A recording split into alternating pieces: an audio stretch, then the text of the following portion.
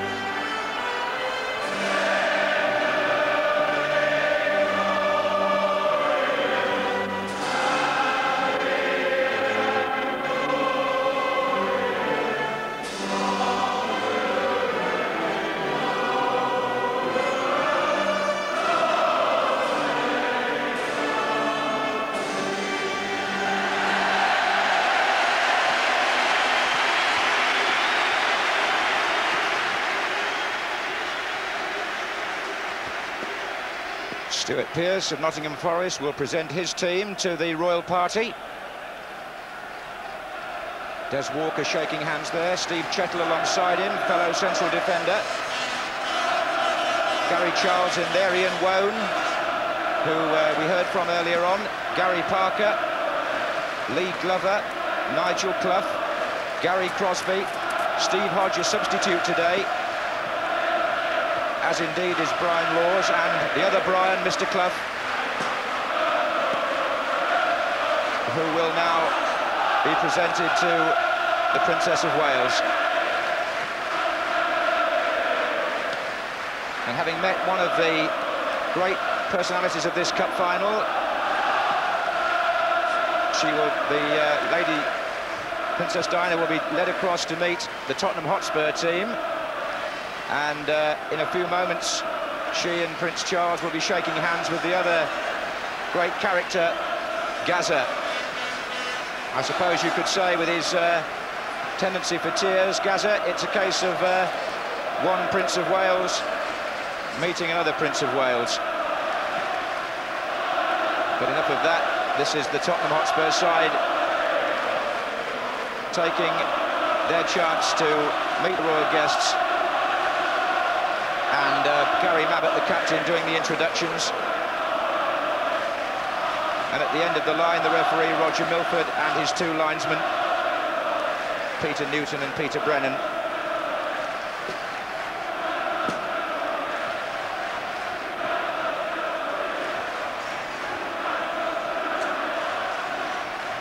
Duchess of Kent will present the cup at the end of the afternoon. And she now meets the Tottenham Hotspur team. And Paul Gascoigne typically has a touch of something different there. David Howell shaking hands. That's Naeem, one of the substitutes, Justin Edinburgh, Paul Allen, Paul Walsh, the other Tottenham sub, Vinnie Samways, Gary Lineker, and a word there for the England captain, and indeed for the Tottenham Hotspur manager.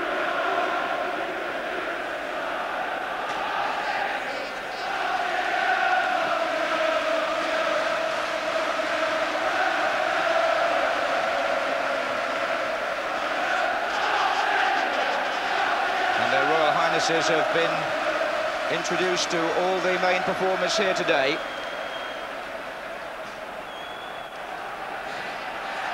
And as the teams break and the flavour for this 110th Cup final builds up, let's take a final check on the two team lineups.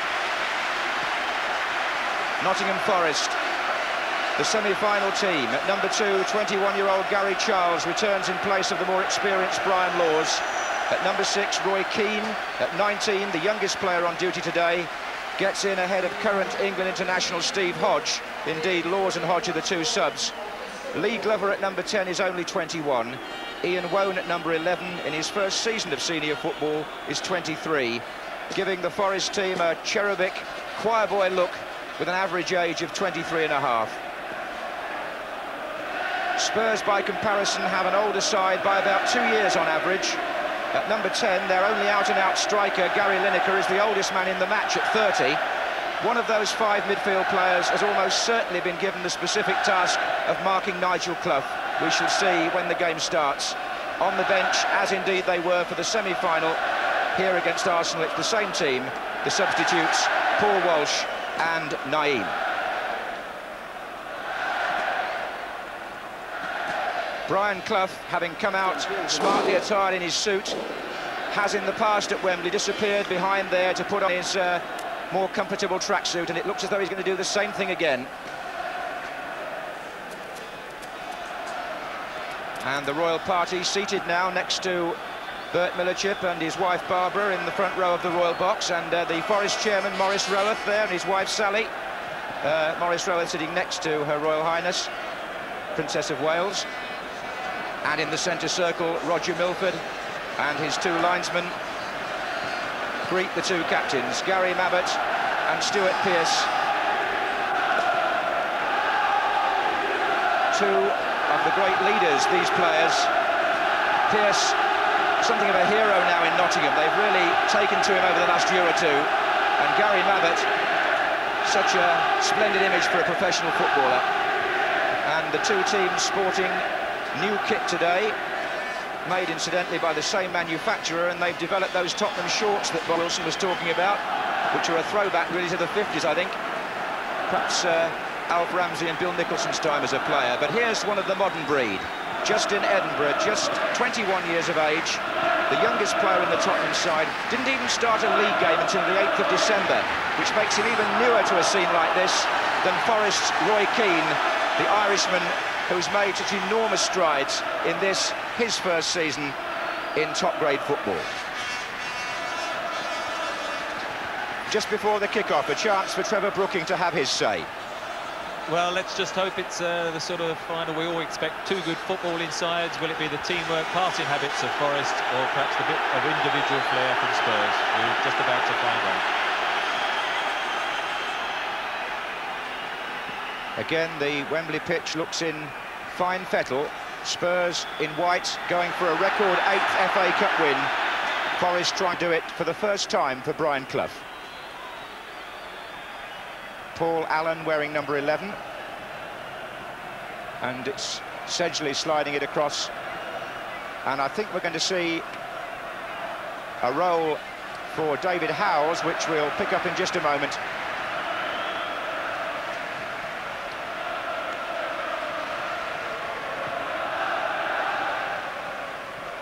That was Parker, and this is Stewart. Now, as Nigel Clough went forward there for the first time, the man tracking him is number 5, David Howells, and that may be a Terry Venables tactical ploy, but that's certainly a tough first challenge, to say the least. And Gascoigne walks away, and the player on the ground is Gary Parker. No, one or 2 tough challenges. There's one between Nigel Clough and Paul Shot earlier, and then that one where Paul Gascoigne definitely did, I thought, a little bit unnecessarily follow through, but the first couple of minutes you always get a few hefty tackles, as you see, as it comes through, and it was even worse than I thought. Followed through and into, looks like the stomach, in fact, of Gary Parker, and no wonder he's doubling up. And that is the side of Paul Gascoigne I hope we don't see. Do you think the referee should have taken any more action over that? I think if he had the benefit of seeing our replay, he might well have done, and I don't know what Paul Gascoigne is saying to him, but having seen it again, he was fortunate not to get more than just a warning. Roger Milford actually took charge of Tottenham's match at Liverpool last Saturday, only a week before the final, so he's pretty familiar with the Spurs players.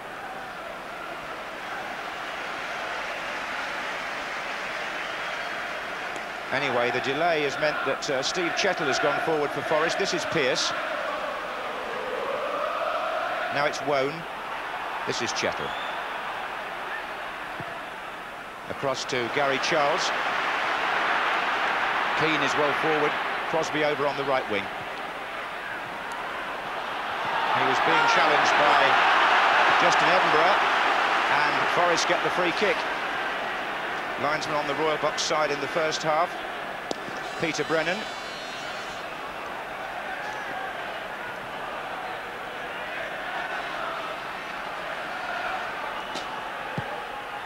That was Chettle, and away by Van den Hauwe.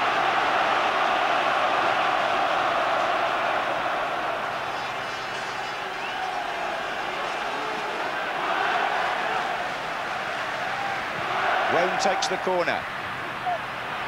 Half away there by Samways. It's a shot coming in from Charles, number 2.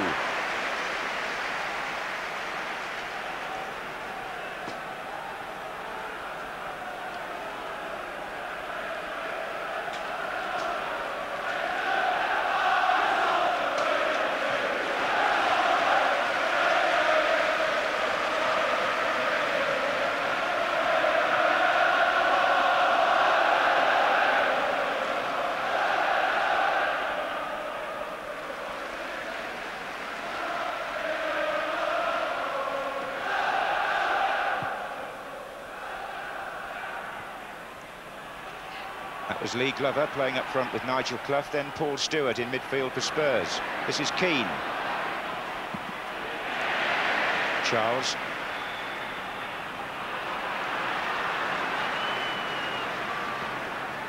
This is Sedgley.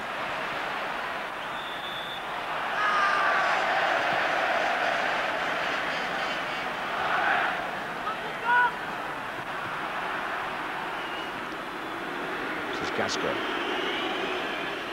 Forest fans packed at the tunnel end of the stadium to our right, and the flag's up for offside against Gary Lineker as he runs in their direction.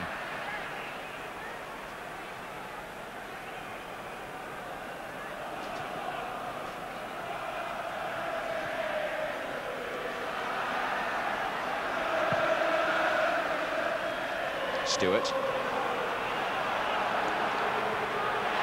This is Allen. And it's Vinnie Samways pressing Des Walker.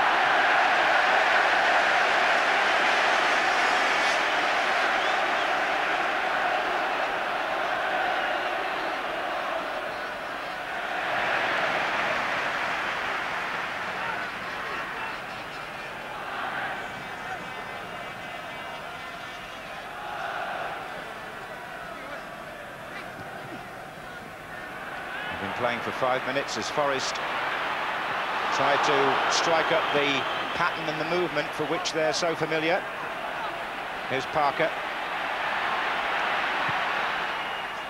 They've been playing with a lot of rhythm recently, Nottingham Forest. They want to keep that going on this surface. And don't usually waste it like that. Touch of nerves, perhaps, from Stuart Pearce.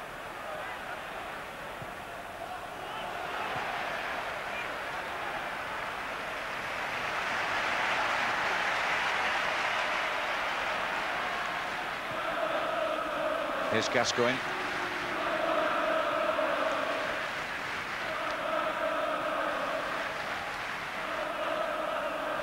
Van den Hauwe.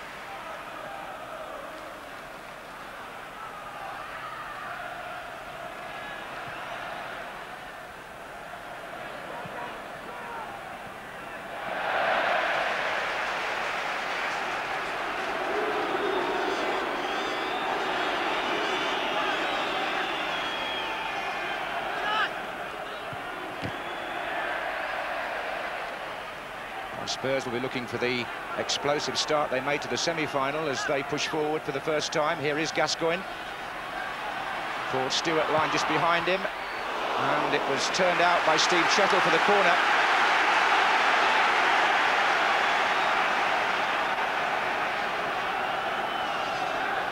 And Gascoigne will walk across to take it. David Howells is well forward there, number 5. Stewart going into the 6-yard box as well.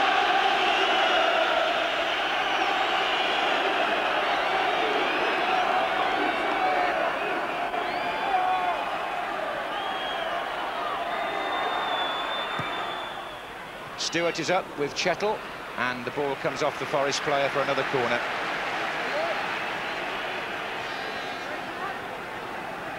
Gascoigne practicing the in-swinger. Gary Mabbott and Steve Sedgley are both forward, but they're much deeper, waiting to come in.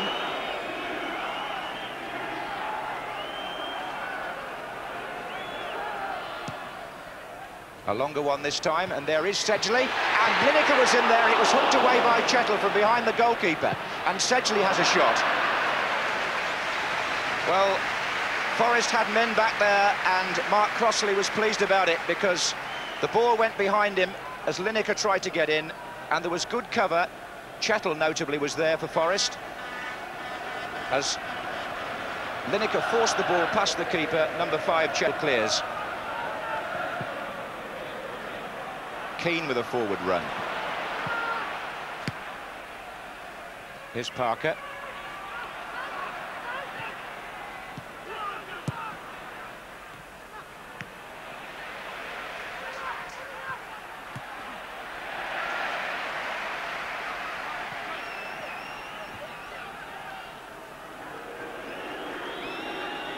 Well, the first little lull and first little glimmer of a chance just now. They're quite sort of good in the air at set pieces, Spurs. I think they've got a slight dominance in the air. Forest aren't renowned for dealing with crosses, and Mark Crossley tends to stay on his line rather than come out and take them. And certainly got a good firm header, and it was just as well Pearce sort of hustled Lineker, as I say, the first half chance of the match. Lineker again. That was from behind. Nottingham Forest received an award this week as the fair play team of the season. They only collected 45 disciplinary points in their league matches. That was the best record in the country.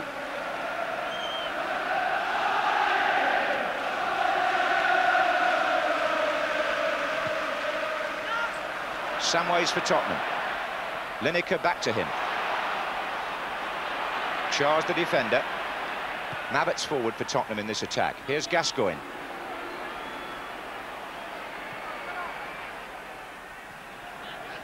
And again, Wone.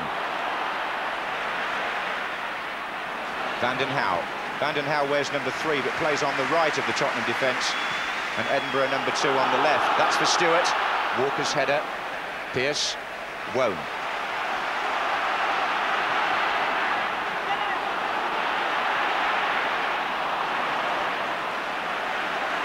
Well played by Steve Sedgley. This is Gascoigne. And the foul was by Pearce.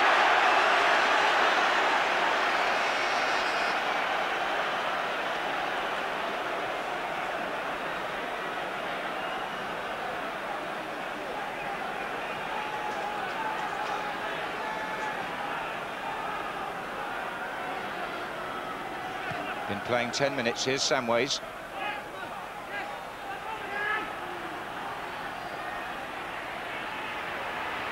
Gascoigne. Vanden Hauwe. And it was the challenge by Walker that stopped him.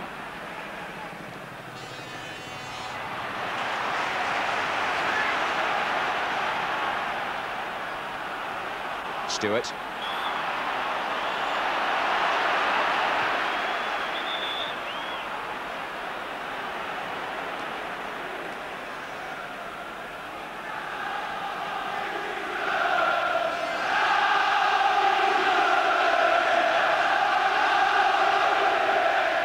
Cross by Vanden Hauwe, and that's floating a bit. And Crossley had his arms up, but the ball was already over before he made any contact. It's a goal kick. Don't think he touched it, actually. It was floating from Vanden Hauwe over the top, but he just put his arms up to make sure. Well, Lineker appealed. Here's Gascoigne. Samways. Lineker. Nigel Clough won that, and Howells goes to him straight away. That's been the policy Tottenham have laid down to try to cut down the influence of Nigel Clough. Here's Pearce.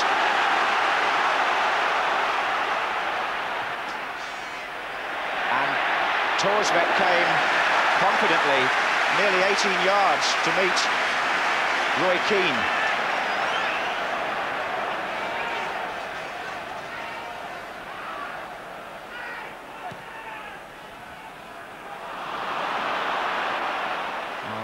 Keane seems to have adapted himself to this occasion just like he has to any other. This is Wone. Parker. Glover. It's Glover's cross. It flicked off the head of Mabbott. Now here's Paul Allen. Just Lineker playing furthest ahead for Tottenham, but it's Crosby now for Forest. Clough inside and Glover, and Crosby goes past one and past two. It's run by Gary Crosby. I've seen one or two players go down for the penalty there because Sedgley did commit himself, and you know, he stayed on his feet, and credit to Gary Crosby. And that long ball from Vanden Hauwe, far too long for Lineker. Spurs have got the 5 men in midfield, but with Howell shadowing Clough. Glover. Oh, that's a good little ball. Gary Charles was well forward. Definitely a foul. There's an injury there, Paul Gascoigne, who was the one who lunged for Gary Charles. Gary Charles, for me, could be very much a key player, because the way Howells is shadowing Clough, Spurs haven't got anyone out wide, and he can make these sort of runs here. Paul Gascoigne, I mean, it's a terrible tackle. I mean, you know, missed time. He was never going to get the ball, and very rash, and he's hurt himself doing it. And it's not his strongest point. We've had two now bad challenges from him, although he's settled down, keeping possession in his normal manner, and he's enjoying the fact that he's not, in fact, got a man marker on him today. Just seeing this again, I think we have to ask the question here, Trevor, if that had been any other player than Paul Gascoigne, with his second offence of the match, should he have had the yellow card, or will Roger Milford speak to him when he gets up? Well, it doesn't matter who the player is. It was a bad tackle, and you know, I've seen people booked for less than that, and the fact that it was the second one, and I think the one in the opening minute looked worse the second time we looked at it. That one looked bad right from the off, and as it happens, Paul Gascoigne has come up worse than Gary Charles, but I would think he'd have to be very close from the next time round to going and being shown a yellow card, although he looks as if he's struggling a little bit as he gets on his feet. Well, Terry Venables will be concerned about his fitness. I think one ought to, as you say, treat it the same as it would be for anybody else, and it's got to be, and I think he's rather fortunate not to have had a yellow card for those two tackles, putting them together. Anyway, it's a free kick to Nottingham Forest with 15 minutes gone, and Stuart Pearce is always a danger here. Gary Parker standing to his left, but Pearce possibly lining up a left-foot shot for Forest.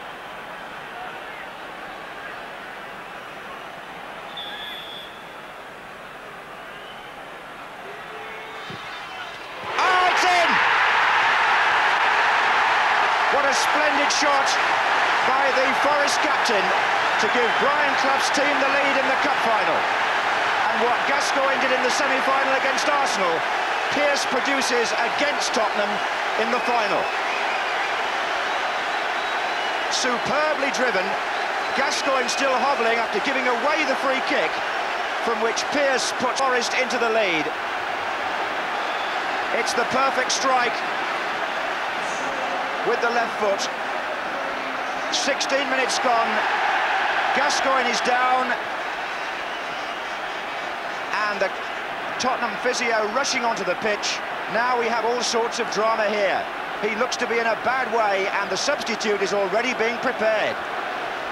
It looks like the knee, doesn't it? And they're asking for a stretcher now, which is a very sad sight.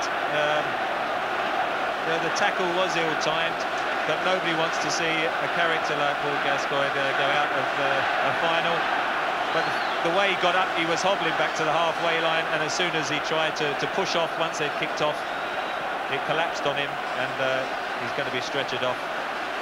And unfortunately, that's the end of Paul Gascoigne in this final, as the goal there goes in, the free kick that he conceded. Well, after all the hype, would you believe this?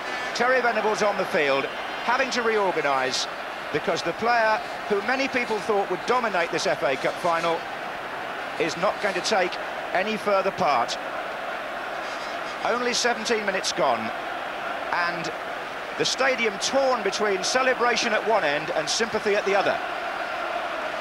The Spurs fans rising to say farewell to Paul Gascoigne, and at this stage it may be farewell for all time.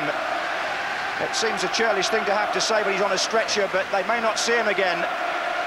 And he is being carried off, and Naim is on in his place. And what will that do, I wonder, to Paul Gascoigne's immediate future? We can only follow that up afterwards, but for the moment, early in this cup final, with Spurs still not having really recovered from the shell shock of the Stuart Pearce goal, they lose the man whose individual performances were so responsible for getting them to the cup final.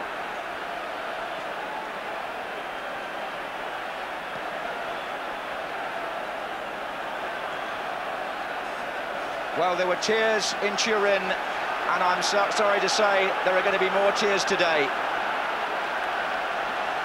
But taking nothing away from Stuart Pearce, whose goal has put Nottingham Forest into a commanding position in this cup final. This is Allen for Spurs. It was a wonderful shot by the Forest captain. And it was his 16th goal of the season from left-back, and not one of them has been a penalty. Well, the injury to Gascoigne had tended to distract us away from what a magnificent strike it was. From the minute he left his foot, it looked in. Eric Torsved seemed to be unsighted because he was standing that side of the goal when the kick was taken, and then didn't move before it hit the net. And you know, the way the ball is lined up, you're encouraging him to hit the side the keeper stands, so he'd probably be disappointed that somebody got in his line of vision.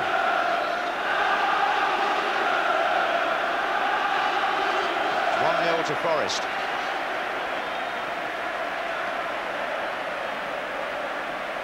Well, Gascoigne it was whose rash challenge on Gary Charles actually put Spurs in that position, defending a free kick. And then no sooner had they restarted the game, having gone one down, than he collapsed and is being stretchered off. This is Nigel Clough for Forest to Gary Crosby. Naim has come on wearing number 14 and gone into a midfield position, but there's the man who has dominated the back pages, the front pages and the supplements for the last week or so. And who would have thought he would have left Wembley on a stretcher?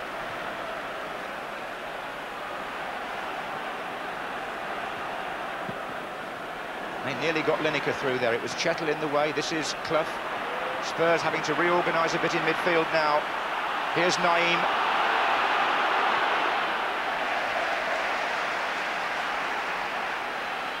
"20 minutes gone, and it's Nottingham Forest 1, Tottenham Hotspur 0.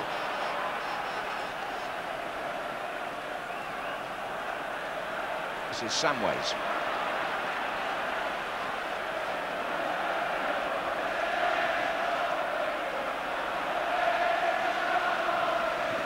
Depends on Vinnie Samways here now. I mean, he played very well in the semi-final against Arsenal, and he'll have to take on the mantle more centrally now that Gascoigne was due to.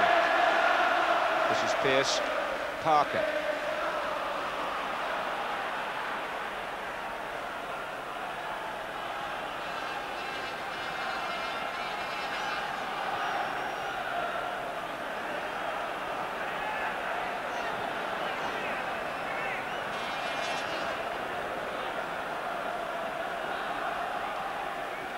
No doubt it was a knee injury of some sort or another. We'll get a better diagnosis later, no doubt. This is Stewart to Allen.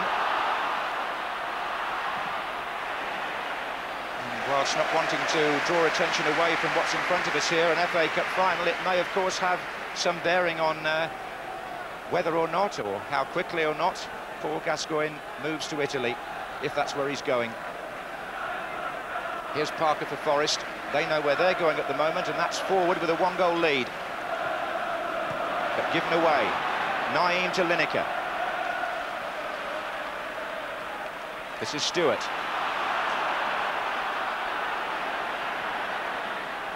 Allen.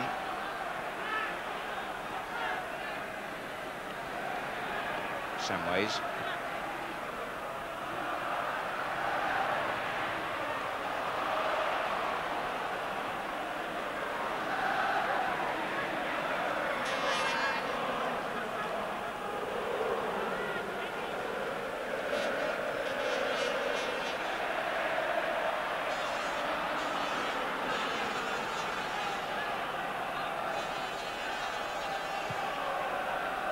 There's an almost subdued feel about Wembley at the moment, as though the injury has taken the edge off everybody's anticipation and enjoyment. One hopes it'll only be temporary, but it was a shattering blow for Tottenham, and it may indeed have... as Lineker catches Chettle on the wrong side for a moment there. Following up here is Samways. That's Allen's touch, offside. Offside. Gary Lineker put the ball in the net, but the linesman on the near side is flagging. It won't stand. The Spurs fans thought they'd equalised, so did some of the players, but there was a flag, and it was up pretty sharpish too. This is Paul Allen who makes it possible. Now, well, if you're level, you're onside, and I thought when Allen actually played the ball, Lineker had a case for saying he was on. That's one that will be debated at half-time and beyond.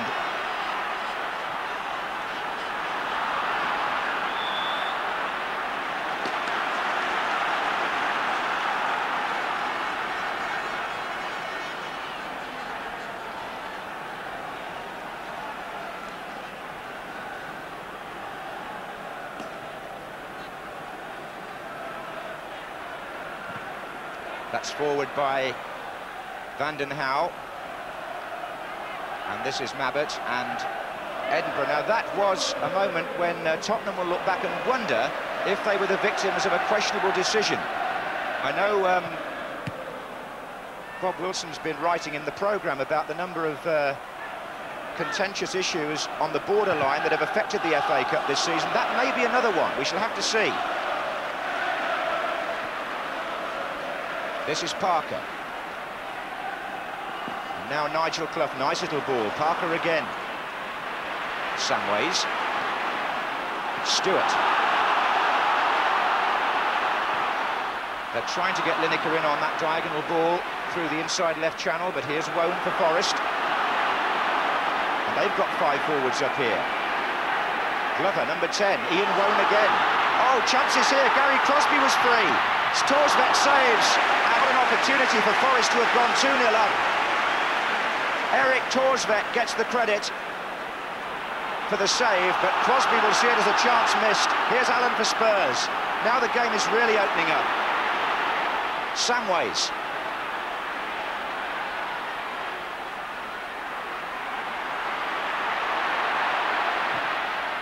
Well, did you see that as a chance that was wasted, or did you give the credit to the goalkeeper, Trevor? Well, I think you've got to credit Torsvett there. He spread himself. It was an excellent move. I mean, Spurs now being 1-0 down, they have to push men forward, and then they got caught on against one of the best counter-attacking sides in the league, Forest, and it was a good movement between Wone and Glover. Played it square then, and Gary Crosby, I think 1 or 2 players square of him were asking why he didn't give it square, but in those situations you often try and lift it over the goalkeeper. If it had gone in, it'd been a hero. The fact it got blocked by the goalkeeper, and 1 or 2 teammates were querying it. Well, we've been playing 25 minutes. It's 1-0 to Forest. It could have been 2. Here's Wone. And will it be now? No. On the other hand, it could have been 1-1 if Lineker's effort had counted. So there's plenty to talk about here at Wembley, not least the injury to Gascoigne, which has made Tottenham reorganise. Here's Allen. This is Van den Hauwe.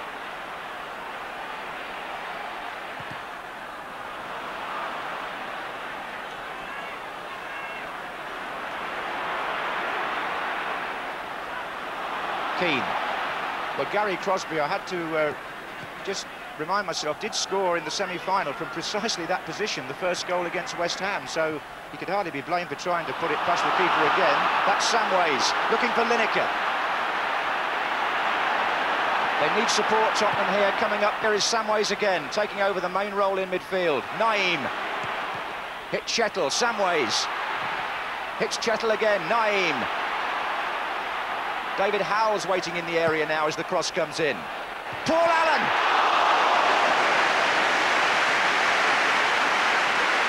Good save by Crossley, good build-up by Spurs. They had to hold it up because Gary Lineker broke for a while by himself. People joined, and eventually the cross came right over from Naeem, and Stuart Pearce just caught 3 or 4 yards inside him, and it was a good diving header. It's one of those, I think, Crossley, you either hold on to or they fly it past you into the net. On that occasion, he held on to it. Well, there have been opportunities and possibilities at both ends since Forest took the lead. It's been a very exciting 10 minutes. This is Parker. Wone. Glover, number 10. And Glover goes again. Good tackle by Van den Hauwe. Stewart.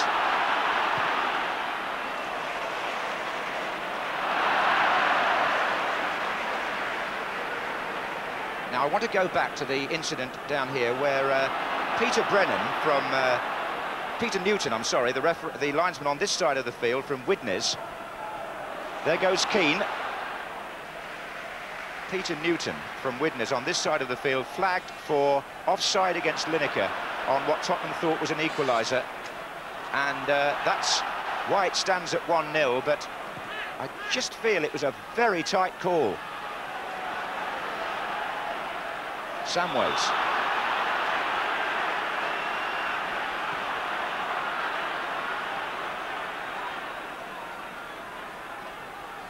Now, what do you make of all that, Trevor? It was a very exciting period, wasn't it? Well, the game's beginning to open up now, isn't it? The goal has helped, and the fact is the early sort of movement and closing down of people in midfield is beginning to slow up, and people are getting space. Mabbott and Howes are looking for space on the far side. Paul Stewart is up for this. That was David Howes.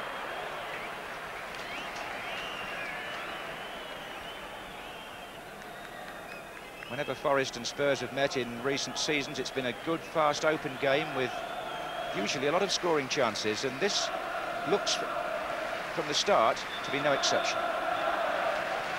The slight problem Spurs have is getting sufficient men forward, because by pulling one of their midfield players, Howes, back to mark Clough, and they've got Sedgley marking Glover, and both full-backs, Van den Hauwe, Edinburgh, don't get forward that much, and you've almost got Gary Mabbott marking as a sweeper, working behind the two markers, and they're struggling to get numbers forward to join Lineker. Was Allen getting back to challenge Parker, and Glover had cut off the pass back.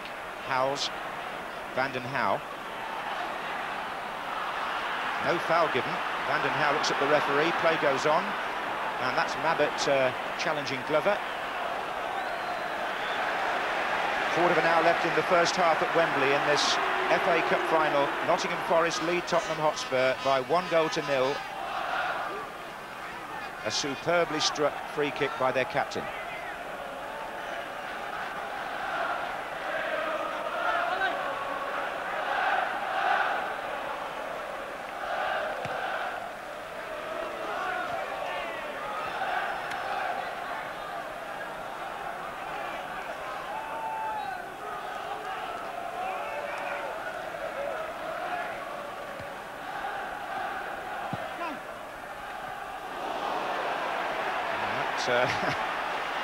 Caught David Howes in the face from Ian Wone.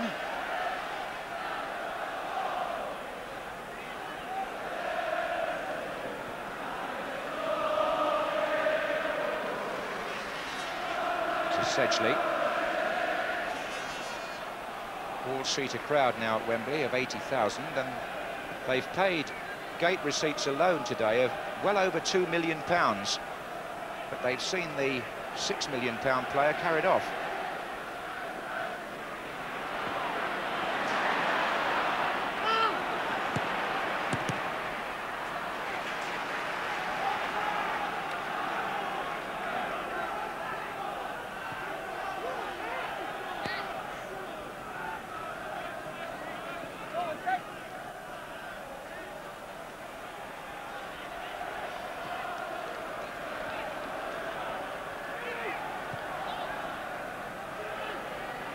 Stewart. Oh, it's a good ball to Lineker. A real opportunity here for Tottenham. Penalty.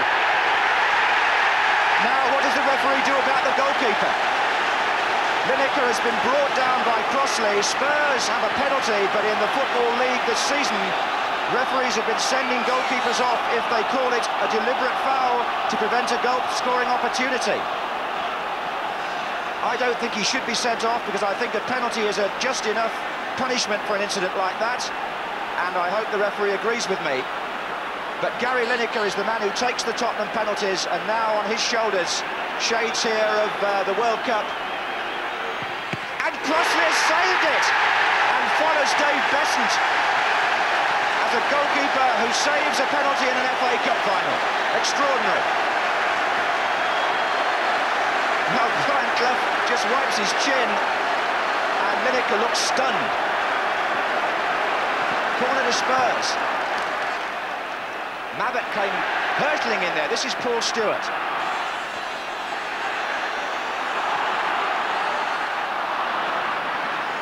Forward now by Edinburgh. Well, I hardly got time for the moment to go back over that, but Gary Lineker was clean through, went round the goalkeeper, was brought down, took the kick himself, and here's 21-year-old Mark Crossley making a superb save. That's going to go down in Wembley folklore. Although the pedantics might say, and Terry Venables obviously disappointed not to be on level terms here, might say that in other matches with other referees, Crossley might not even have been on the pitch to save it. Trevor Brooking. Well, great piece of play by Paul Stewart. Gary Lineker, typically in this situation, keep his head. I think Crossley initially, he's trying to get to the ball. There's no way I would send any goalkeeper off for that. But it's definitely a penalty, and I thought Gary Lineker struck it pretty well, but Crossley had decided to go that way, and at full stretch, a magnificent save. And I think you might play that on his video a bit later this evening, a few times.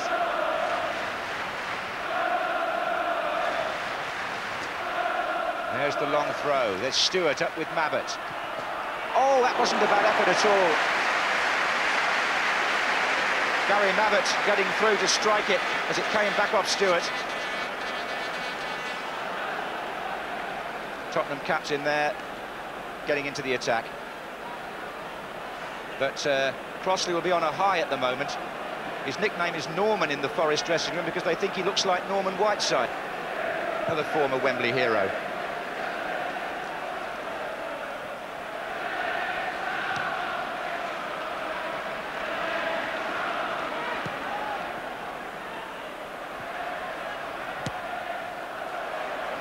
I understand that the injury to Paul Gascoigne surrounds the ligaments in the right knee, and that he's going for an X-ray at this moment.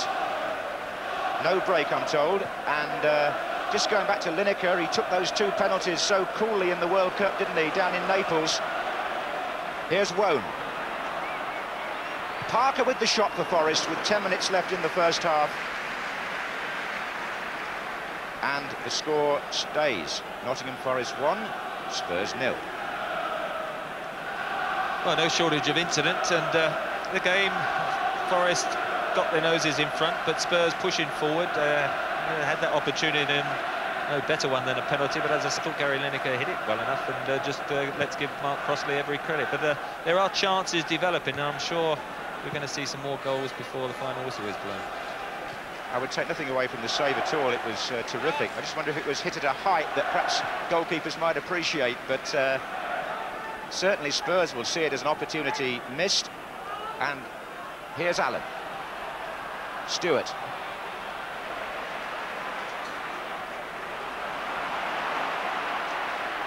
So here's Gary Charles to Gary Crosby. There's a late challenge there, just in Edinburgh. Very late in the tackle. There'll be a free kick. What a frustrating first half for Gary Lineker it's been, the England captain.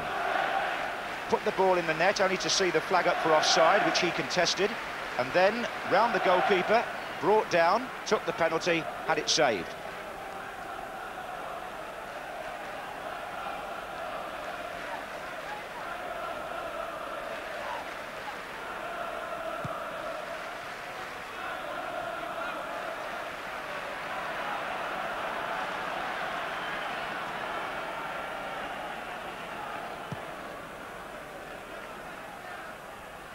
That's Des Walker. Howells for Tottenham. Stewart. Oh, that was good play, and here's Lineker again. He just stumbled a bit there in his stride, Gary Lineker. He was put through very cleanly by Paul Stewart.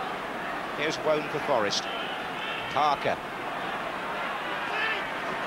Socially's having a good match at the back for Tottenham at the moment. Here's Wone, though, winning it back for Forrest to Clough. That's the ball that Forrest loved to play. Clough out to Crosby. Parker just inside. This is Gary Parker. Tried to just jab it on there for Lee Glover, and a corner results. First time we've seen Nigel Clough get a couple of yards of space. David Howe's marked it very close, but there he is. And if you do give him that little bit of space, that sort of pass is what he conjures up. Steve Chettle has come up for the corner for Forrest. And up he goes with Torza. It's Keane! Oh, that too was a good chance for the Irishman.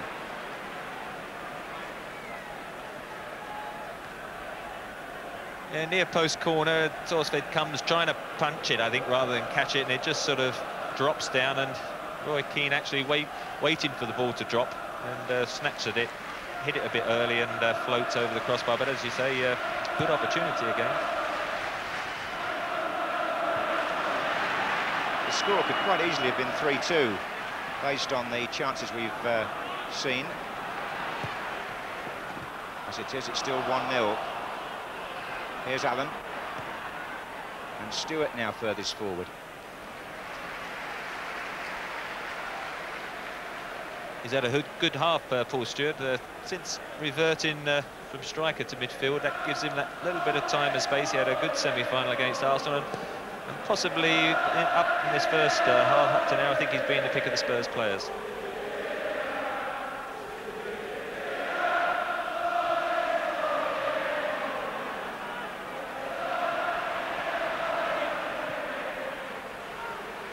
Six minutes left in the first half here at Wembley. As you'd expect from Tottenham and Nottingham Forest, a very open game. There's nobody really closing down at the moment. This is Parker. Crosby had absolutely acres of space when Clough found him a few minutes ago over on the right. Now Pearce meets Van den Hauwe. That could be an all-ticket one, that.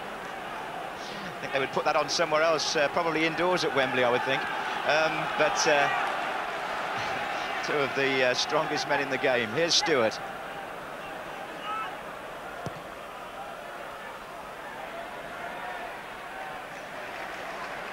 Allen.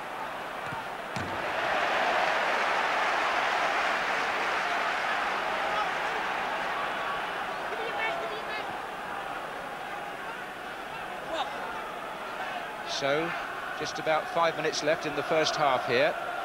It's going to be Van den Hauwe with the throw for Spurs. Stewart facing up. Lineker, but a foul by Stewart.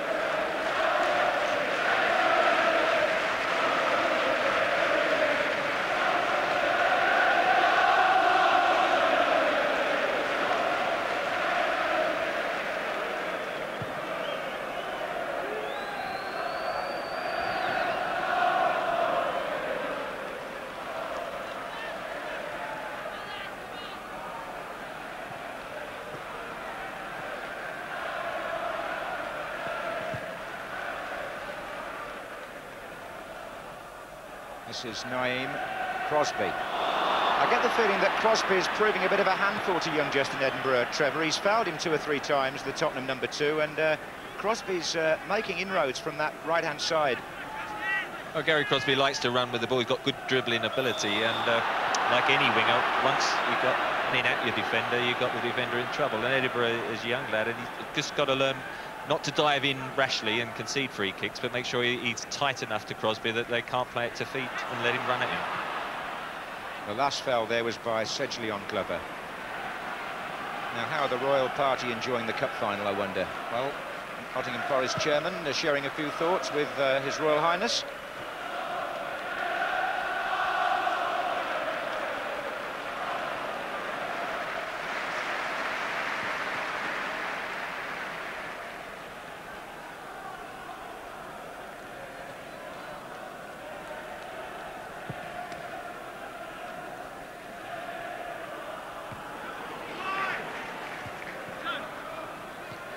was Wone. Across comes Mabbott.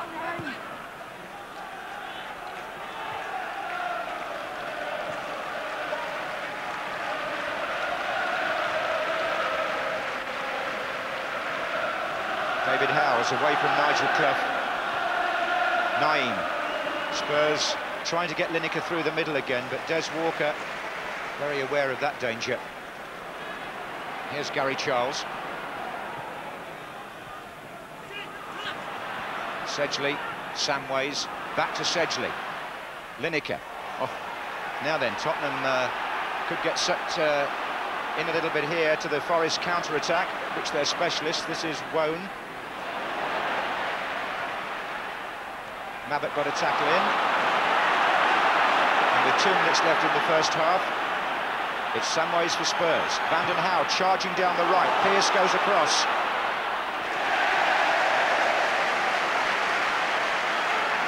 They share a common nickname there, Psycho. Here's Samways. Certainly that's what Van den Hauwe was called at Everton, and it's what Pearce is called at Forest, but with great affection, I might say, by their supporters, especially after his goal today. Here's Parker. And now Clough, and once again Tottenham have left the Clough-Crosby combination with room in which to manoeuvre. Gary Charles is down that side as well. This is Crosby.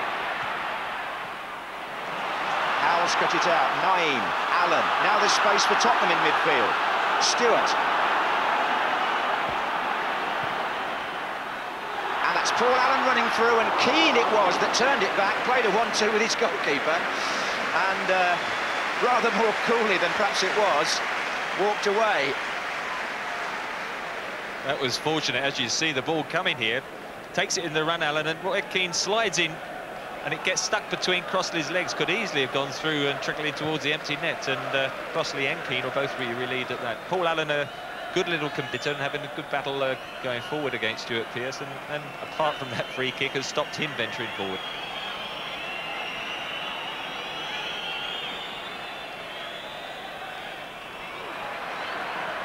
This is Samways to Stewart. They're in the last minute of the first half here.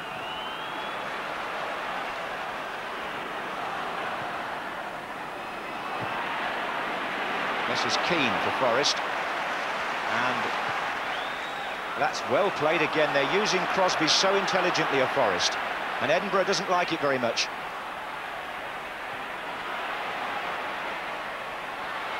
He's held him again. But the linesman has flagged the other way, and Roger Milford sees no reason to stop the game. Stoppage time anyway.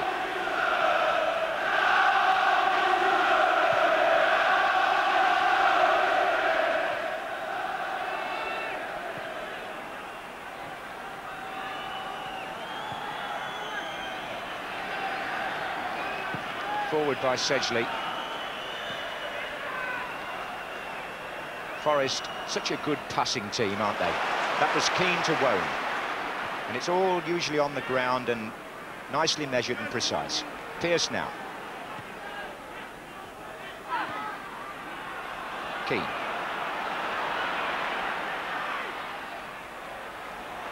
This is Wone.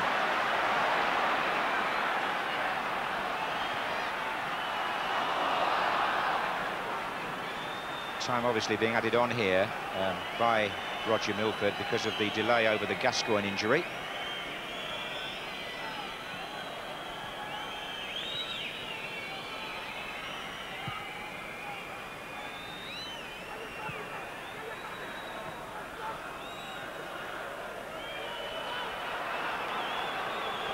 Now Edinburgh in the attack. Charles.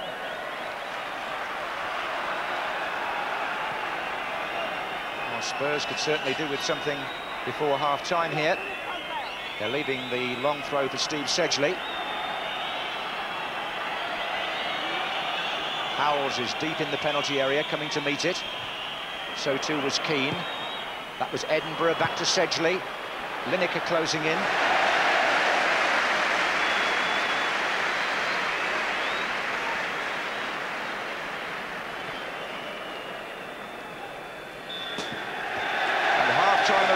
In the 110th FA Cup final, with lots to talk about.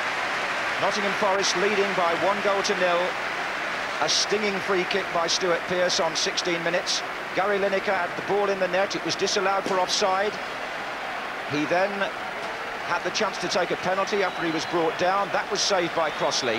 Forest had two other good chances at the other end, but at half-time in the 1991 Cup final, it's the Forest fans who are happy. Their team lead Tottenham Hotspur 1-0, but perhaps the biggest event of all, the carrying off on a stretcher of an injured Paul Gascoigne. That's the sad picture for Paul Gascoigne today. He's played no part in this match for the last half an hour or so, off with knee ligament trouble, we're told. Phew, that was some half, wasn't it? Plenty of incidents for us to talk about in a moment or two, but let's first of all show you what's been happening in the first half of the Scottish Cup final. Motherwell and Dundee United. Dundee United playing in white.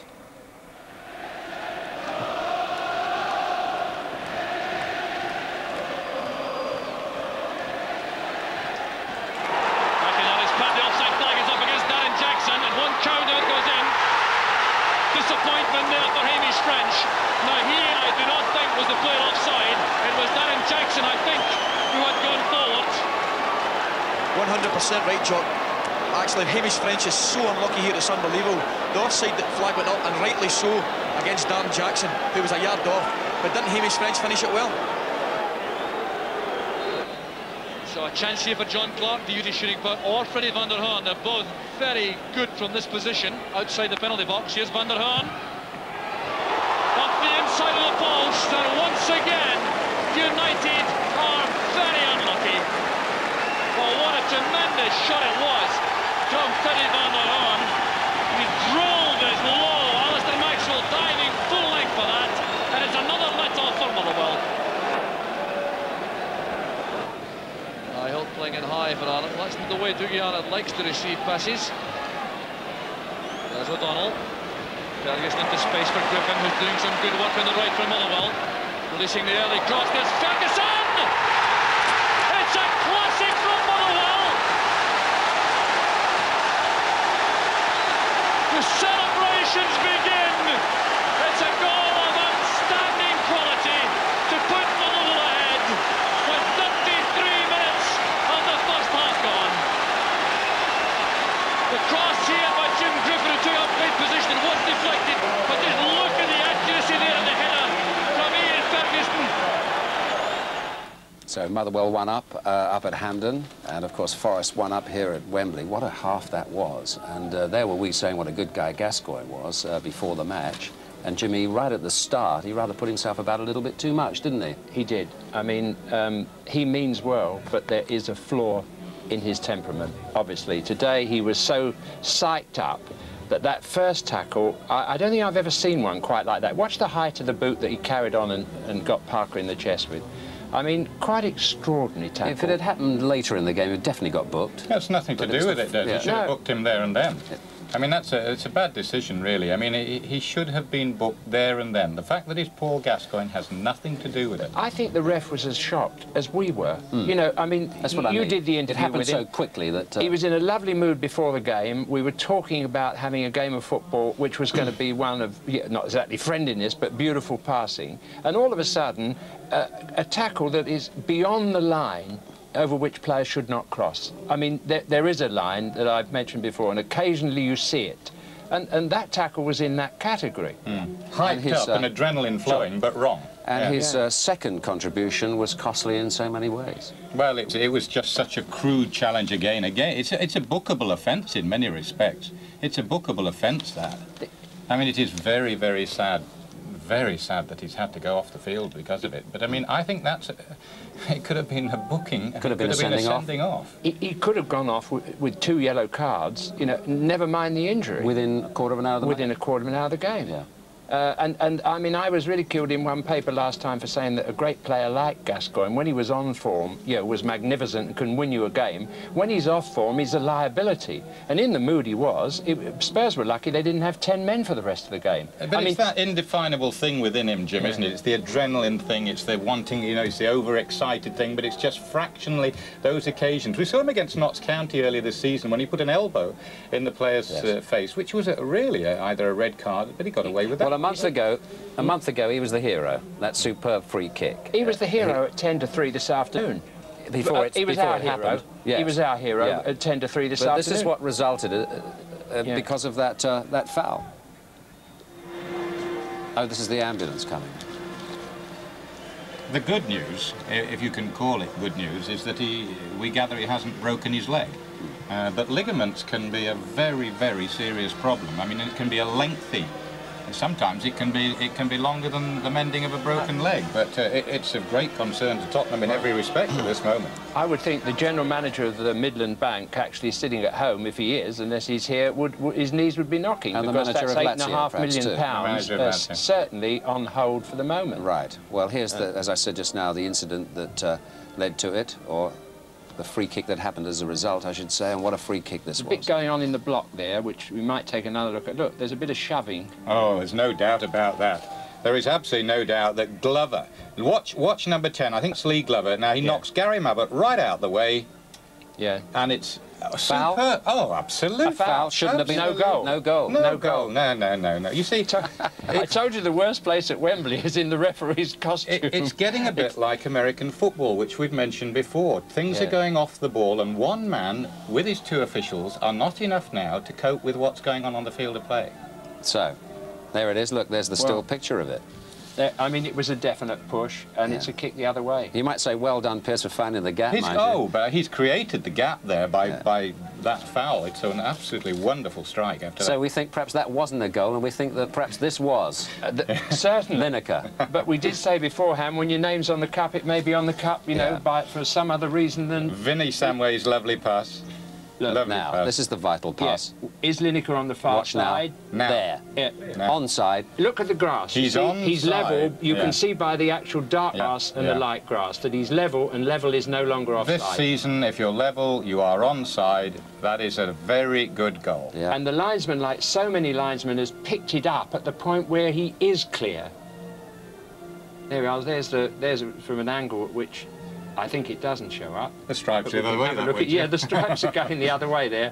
And, actually, it looked offside from that angle, but the important angle is the first one we saw. It's the moment the ball is played. People have to remember that it is the moment that the ball is actually played. And level this season is onside. It is onside. Goal, 1-0 to Spurs. Goal, 1-0 to Spurs.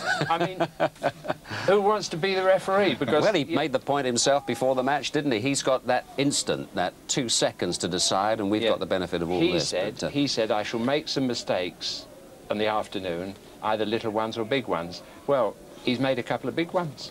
Yeah, but the goalkeeper didn't make a mistake with the penalty save, did he? I think it was... wonderful stuff. If there's any such thing as a good penalty, or an easy penalty save, that was probably the one. This is the incident, and we're not grumbling about the incident, nor the referee's decision, because the goalkeeper does make an attempt to get the ball. He clutches with his hands, misses it, and so it's a penalty. And not a sending off. It's the perfect height. If you've decided right, and as a goalkeeper, which once I think I was, then that's the perfect... perfect height for you then, Bob, not now. You'd like them a bit higher. Well, things aren't going Spurs' way, it's as simple as that. But you know, Des, it's interesting that at half-time they've had 9 shots on goal, I think it is, to Nottingham Forest 5. That shows how much they have come back into the game. The game is by no means dead. I'm not trying to prove that my prediction of Tottenham winning is still to come true, but they have come back very well. The game's not over by any means. No. If Terry Venables uses those incidents, which he will be doing, to say, you know... we're still very much there. We've been cheated, in a way he will be saying, don't let that defeat us. Let's go out and use that adrenaline to beat them, because we show we can beat them. Sure. And Gascoigne, as it was, I say it again, as he was going on the field, was a liability, you know, and they haven't got him now. They're a better side now because they have 11 players competing. I don't think it would have continued like that, No. I don't think but he should have been sent off, Bob. We've agreed that, which means that he would have put his side down to 10 men. That's a liability, if anything. It's important for people like Samways to really make an impression now, isn't it? Well, he did that in the semi-final against Arsenal. A lot depends upon him now. Yeah. Here's David Davis down in the tunnel. Well, down here in the pandemonium of the players' tunnel, the gathering around me is because an ambulance has just pulled up. The doors have opened behind me, and we're expecting Paul Gascoigne to be carried, we assume, on a stretcher down the stairway just over there and be put into that ambulance. We had thought originally he would have been x-rayed here, at Wembley in the hospital, the excellent hospital facilities that they've got here. We had expected that would be enough, but evidently it isn't enough. He's now to be taken to hospital. Locally, we think Northfield Park Hospital for further x-rays. Ligament damage to his right knee is what we understand is the problem, but it's a very sad way for this cup final to end for Paul Gascoigne.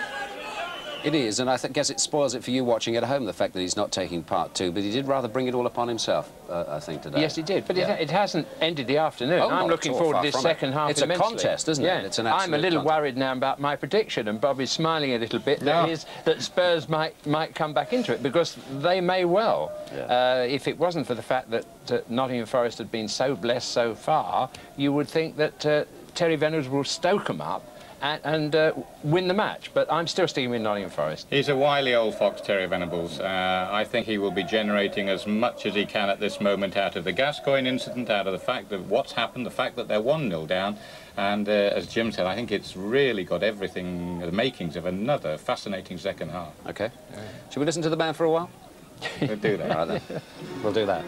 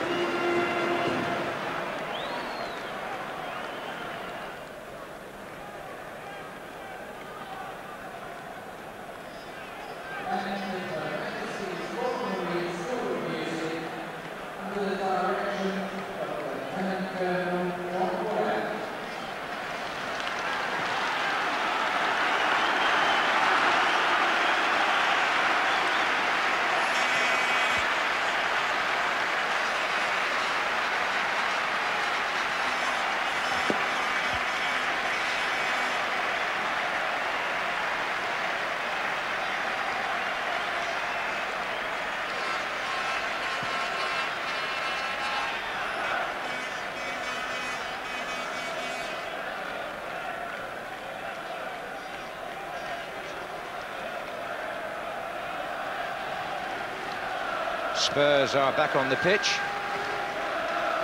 Wembley has become something of a second home to their supporters in cup finals, but so too has it for Nottingham Forest, who've been here in the League Cup so many times. And I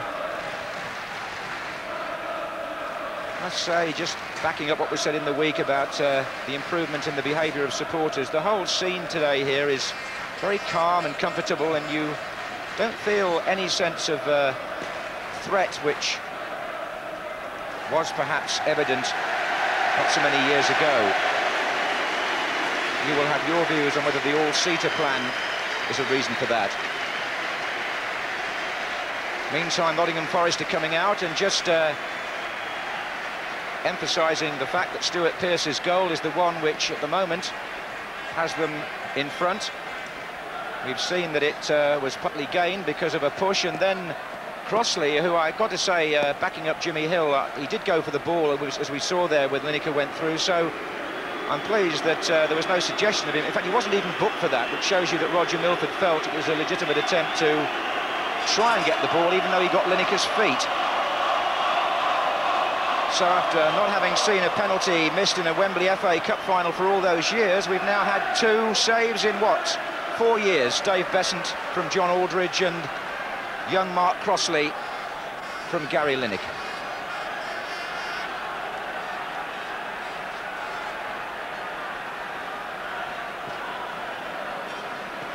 Managers and coaches and the royal guests all on their way back to their seats.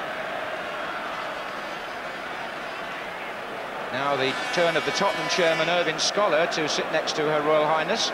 The chairman traditionally changed seats at half-time at the cup final.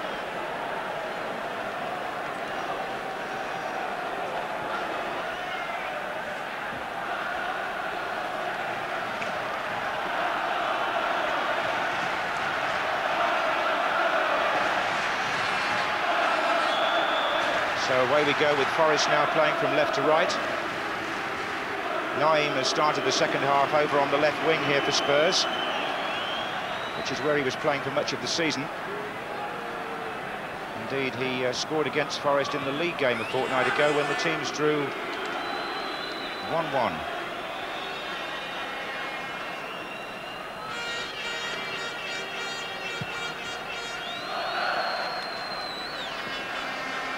Mabbott contesting that one with Glover. Here's Pat van den Hauwe.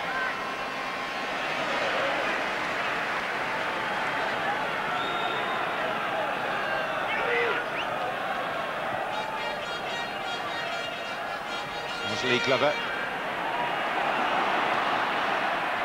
Taking on Stewart.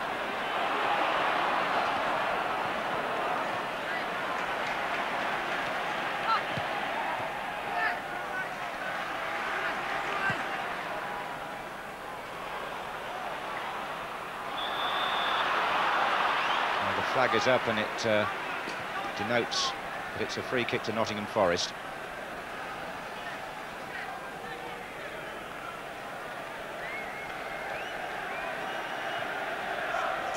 Here's Chettle.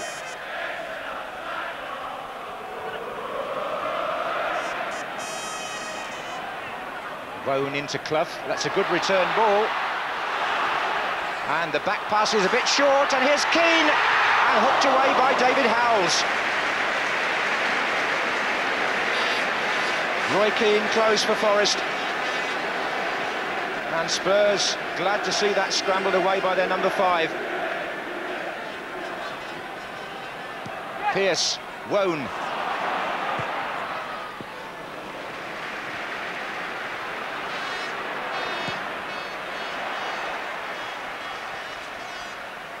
Well, a bit of a let-off for Spurs here. You see a pass back by Howells and it hits van den Hauwe and sort of rebounds then. Roy Keane pounces up. It's a difficult one to control, but Howell, who made the original pass-back mistake, relieved to hook it clear.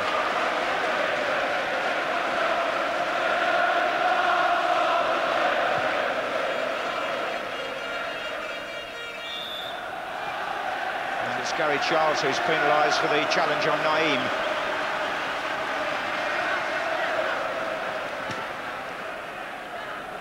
This is Samways.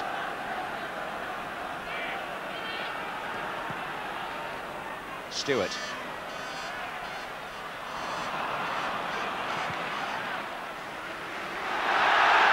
Moment's aberration by Mark Crossley. The ball rolled over the line for a corner.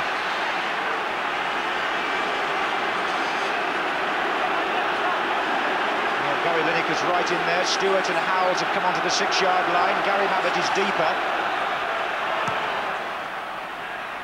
Sedgley's coming in with the header.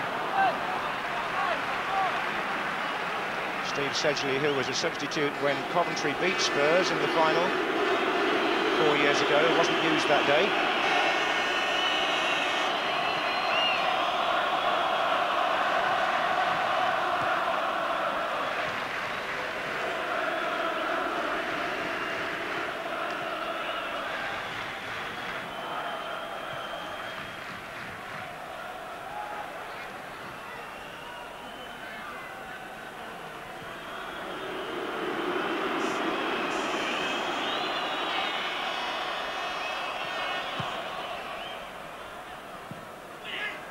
Was Edinburgh.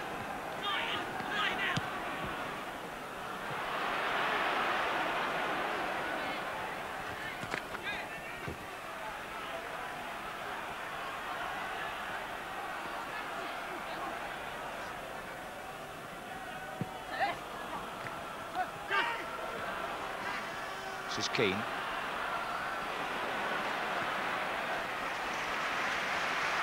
Now Pearce. Parker, back to Chettle. Van den Hauwe for Spurs. Long ball looking for Lineker. Came off Walker's head, Charles covered.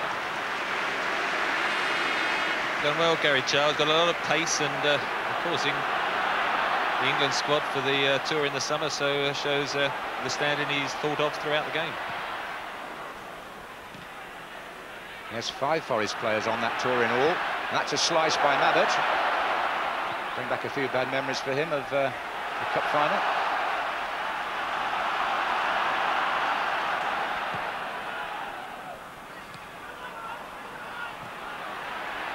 Lineker. And Samways was well forward there, and again Gary Charles is the covering player.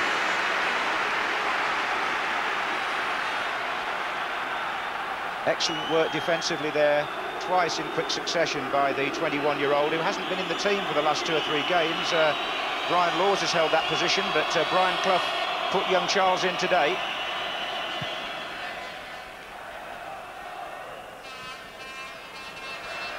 Five minutes gone in the second half. A couple of threats from Tottenham. Stewart pushing forward a bit more now to support Lineker. Crosby. That's where Forest can catch you sometimes, on the break if the defence is still getting back. Wone. Terrific tackle by Mabbott. Oh, look at that for a captain's example, and an identical one from the other captain too. Wholehearted play there on the part of both Mabbott and Pearce.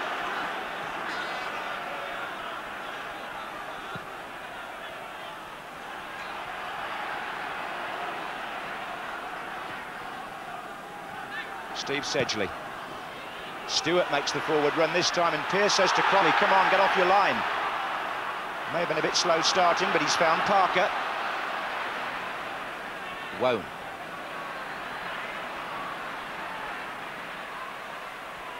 Glover. Sedgley.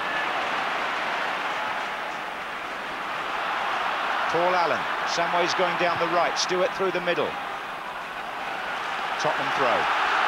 Spurs fans start to get behind their side again. This is Samways to Stewart. Into Allen.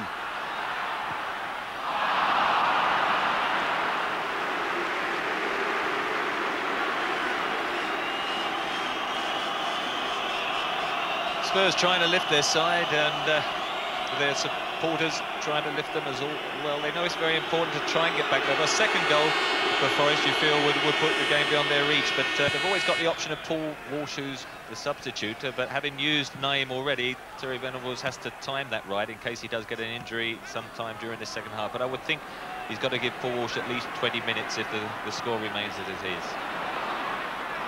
Keane for Forest to Clough. Parker.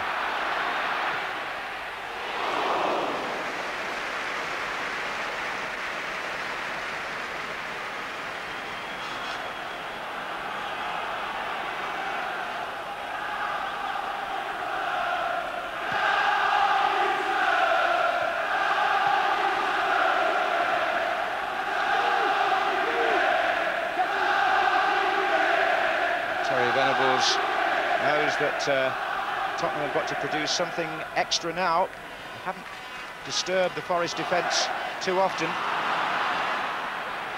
Here's Glover. But then again, here's Wone.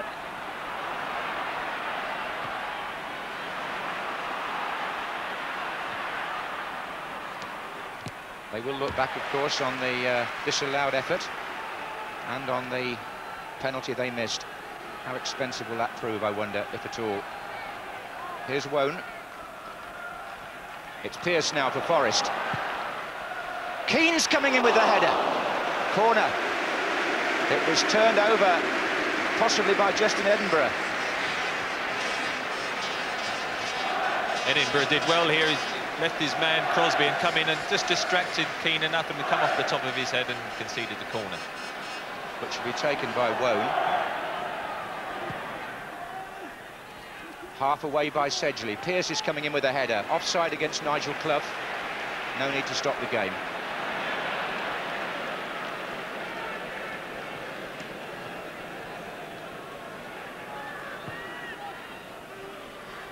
Just got a quick shot of Paul Walsh there.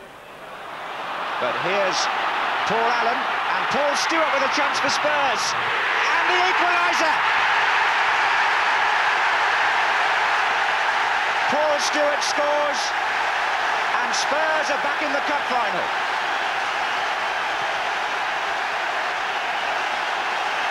Naeem got the ball across to Paul Allen, who really made inroads there. Lineker was one side of him, but Stewart was the other. And Stewart, coming in from the angle, drives that with great accuracy and venom past the right hand of Crossley and into the far corner.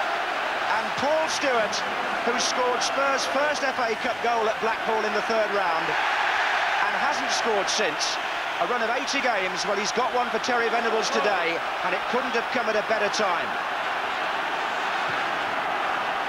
It's one each.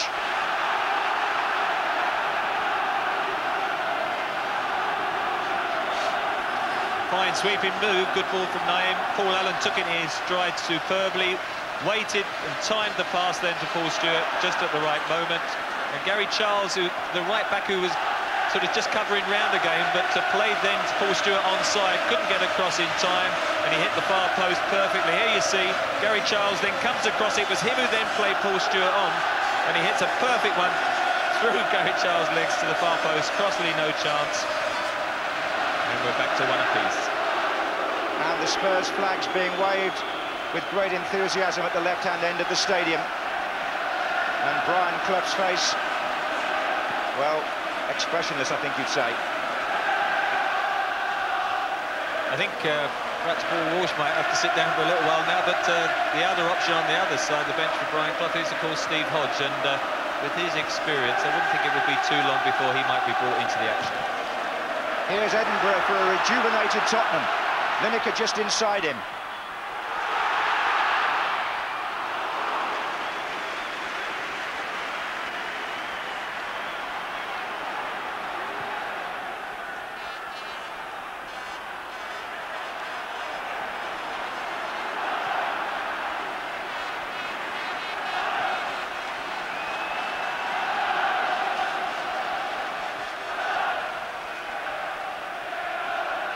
Here's Wone.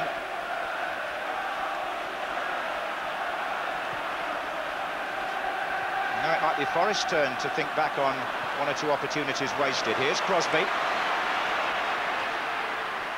That's a foul by Naeem, but a good advantage by Roger Milford. Not his fault that Crosby didn't get past the next tackle. Referee allowing the game to flow. That's Naeem. This is Samways.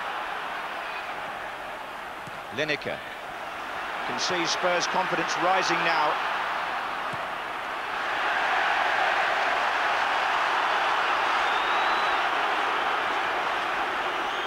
Paul Stewart's brother Anthony in the crowd today will have enjoyed that goal. Last week at Liverpool at the end of the match, Paul ran to the crowd and threw his shirt in. I thought it was because he might be leaving Spurs. In fact, it was because he's promised his brother his shirt. And I know his two children are watching as well.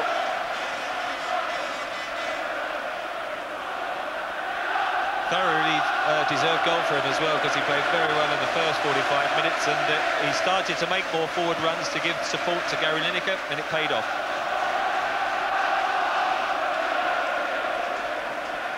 That was forward by Charles.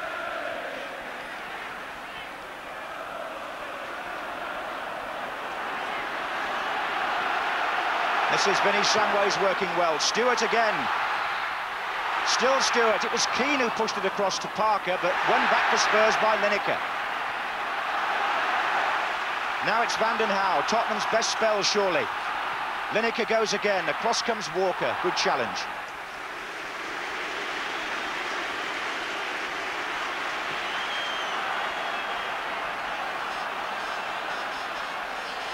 Well, the match has now settled down into a typical Tottenham Forest pattern.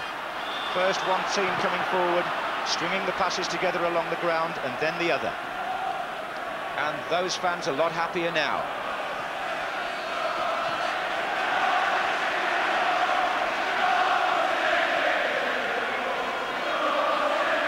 '55th minute when Paul Stewart equalised for Spurs. And here he is again. Nigel Clough comes in with a challenge. Stewart shakes him off, he's so strong. And Paul Allen on the run. Lineker in the middle, waiting for a cross. Good challenge by the Forest captain. That was Clough who lost it slightly in midfield. And Pearce who quickly made up for it. We've been playing an hour. It's 1-1 in the cup final. Samways for Spurs. Mabbott. Allen now.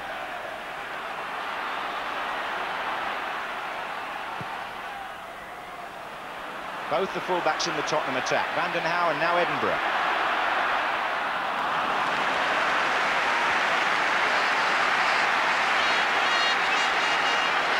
Our information is that there's going to be a Nottingham Forest substitution in the not-too-distant future. And it could just be that, well, it's going to be Steve Hodge, that's for sure. Could be Ian Woan that comes off. They could push Parker onto the left, we shall see.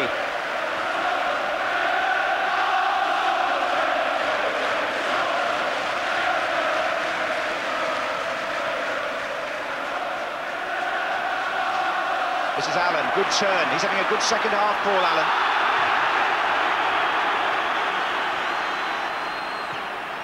Well, Woan not really in the game at the moment. This is Stewart, because Spurs are definitely dominant in this period. This is Sedgley. Offside flag against Naeem.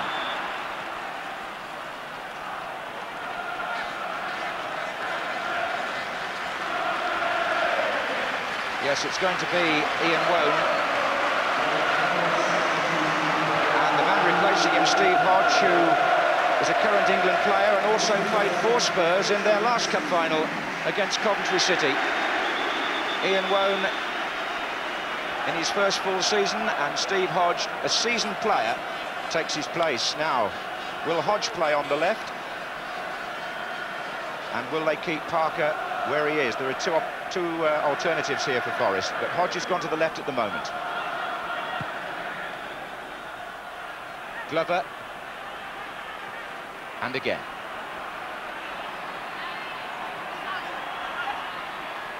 Hodge.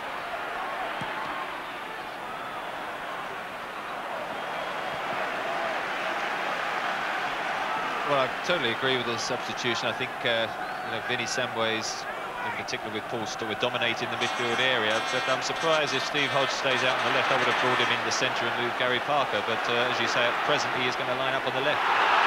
And that's Lineker chasing that pass from Naeem. And it's still Lineker. And Allen's following up here for Spurs. And they're giving the Forest defence a bit of a chasing in this 10-15 minute spell at Tottenham. Lineker was away there. It was a well-hit pass from Naeem. Here's Sedgley coming out of the back four again, as he has on several occasions today, making the extra man. Stewart again. And it's Sedgley once more. And Forest had pulled everybody back then to help, including Nigel Clough, who's now trying to get them moving. Hodge, Stewart, Van den Hauwe. Spurs seem to have played with a renewed zest since they scored. Samways.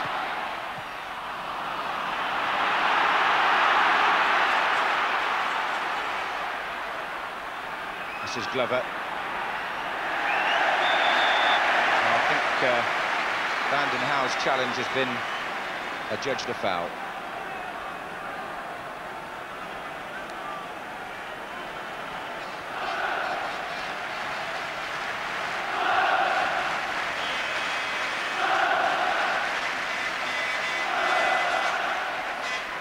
There's Woan. This is Hodge. Tucked into Glover. Hodge again. And now Glover. And still Hodge. Here's Crosby. And it comes to Naeem.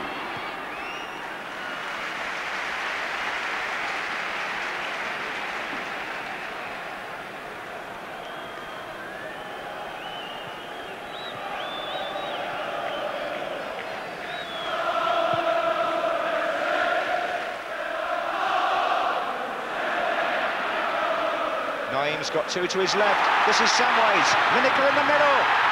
All collected by Crossley.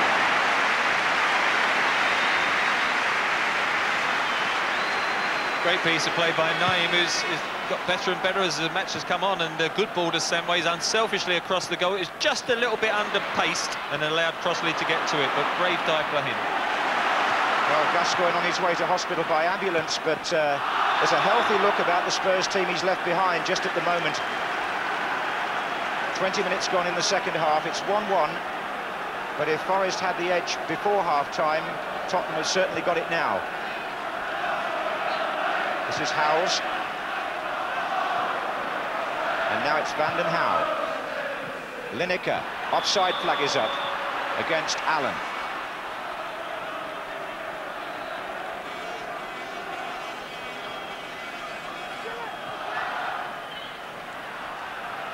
Here's Parker.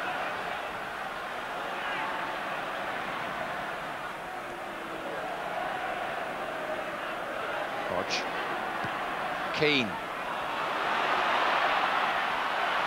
There was nobody there to play the 1-2 with, really.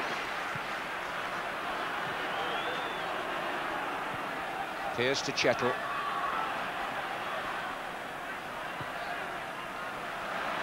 And now Parker.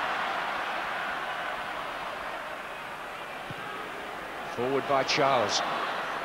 Keane. It's come to Crosby. That's a foul. Naim was bundled over.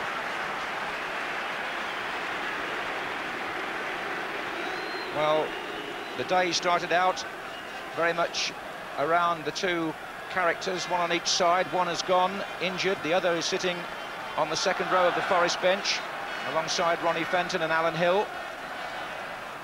But he has no way of knowing, and neither do we, which way this cup final is going to go next. Whether his dream will finally be realised or not. Or whether Terry Venables will win his first major domestic trophy in English football. Here's Mabbott. On by Lineker. Wouldn't come down for Naim.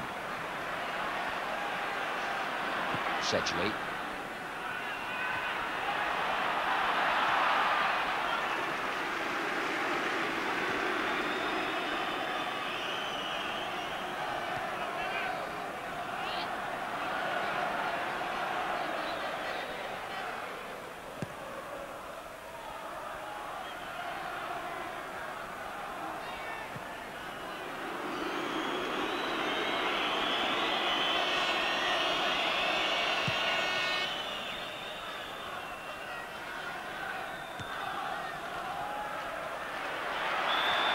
Wiseman's flag is up, but the free kick goes against Gary Lineker. Here's Parker for Forest. Keane. Again, good movement from midfield, first by Forest and then by Spurs. Stewart finding Allen. He's on his own on this side of the pitch. They're all the other way for Paul Allen. But here comes Naim. Allen again.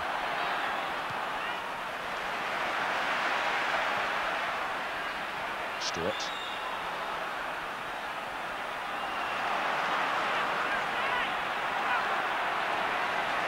Turn by Gary Charles. You played, of course, with Paul Allen in the cup final, didn't you, for West Ham? He's having a good match today. Well, he, of course, was the ill-fated Willie Young tackle laid on. Otherwise, he looked set to score a goal that day. But he's gradually matured very well at Spurs, because when I think he first went to the club, he was a little bit overawed of big clubs and big names around him. But he's got better and better. And in the semi-final against Arsenal and again today, when you consider he's against Stuart Pearce, a fierce competitor, he's held his own very well and helped create, of course, that opening vital equaliser for Spurs. Which is how it stands now at 1-1, and the scorer, Paul Stewart, on the ball.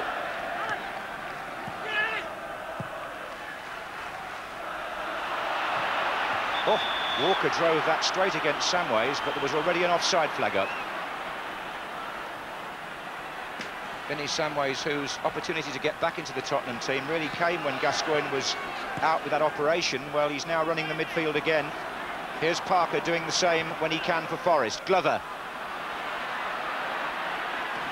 Oh, offside. Hodge.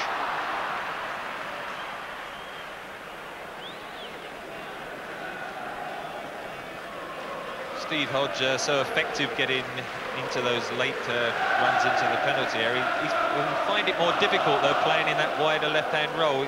you know, it's a long way to get then and to time the run properly. Spurs like to hold their line on the 18-yard box, and on that occasion he was a couple of yards offside. Well, as you saw there are 20 minutes left of the 90.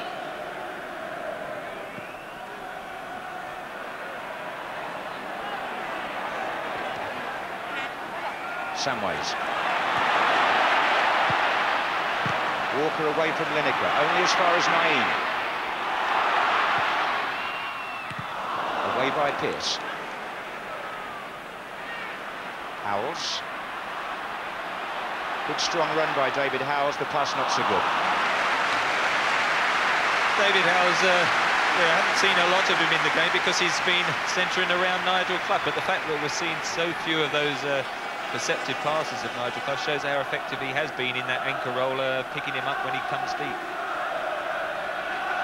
That was the way Terry Venables chose to play, because he felt that Nigel Clough was the pivotal player in the Forest attacking formation.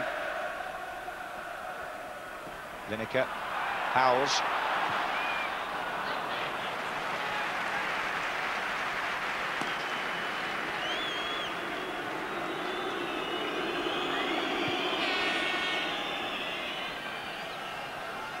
Sun coming out now at Wembley.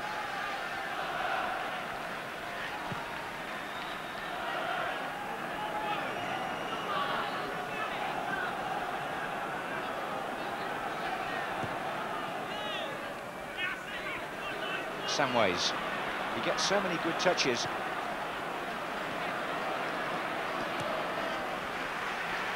That's what's so attractive about both these teams. There's some good adroit skill on the ball from players all over the pitch.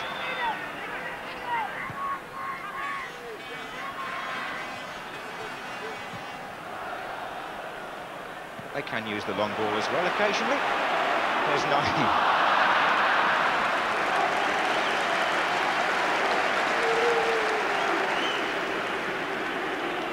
Chettle.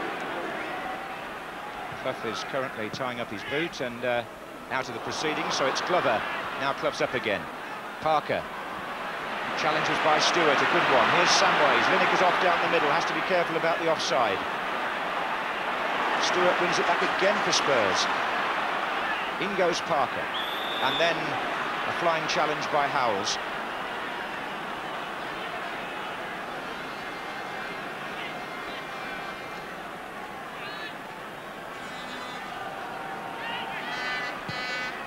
Forward by Parker, Hodges there. Here comes Glover. Away by Sedgley, back in again by Walker. Howells this time, now Sedgley. Keane, and it's Crosby. Clough.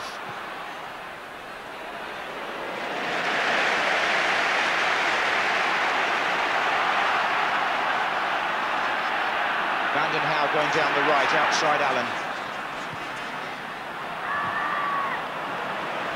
Another feature of the game which has helped the game flow has been how many times the goalkeepers have thrown the ball out to defenders and start the attacks from there. Quite often, sometimes in our games in the league, we see the long ball from the goalkeeper, even the goalkeeper coming out 10, 15 yards to hit it long, but it's been good to see the build-up right from the back through the midfield today from both sides. I think that reflects the philosophy of the two managers. Here's Walker, Charles. Chettle.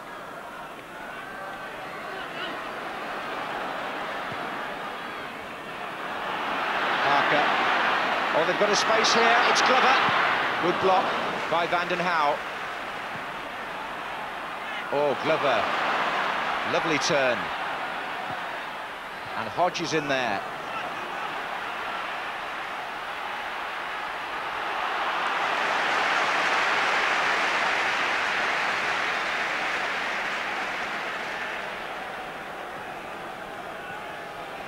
Nice skill from Lee Glover, who's only 21 and come back from 2 bad injuries. The Forest coaching staff didn't think at one time that Glover and Clough could play together because they were too similar. But they were very pleased with Glover's display in the semi-final, and it's stayed that way since. You can see Archie Gemmill, Liam O'Kane down there in front of the manager. Handball by Paul Stewart.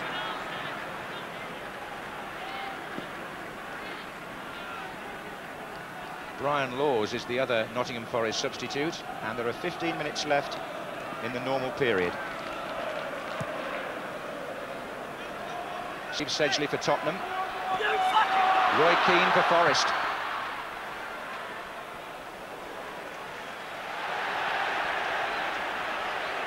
And an argument has ensued between Keane and Edinburgh. And Sedgley being told to leave the scene by the referee. There was a little disagreement and a semi-scuffle there after the cross by Keane had floated away. The two young players we featured really at the very start of the afternoon there, the youngest on either side, just getting carried away.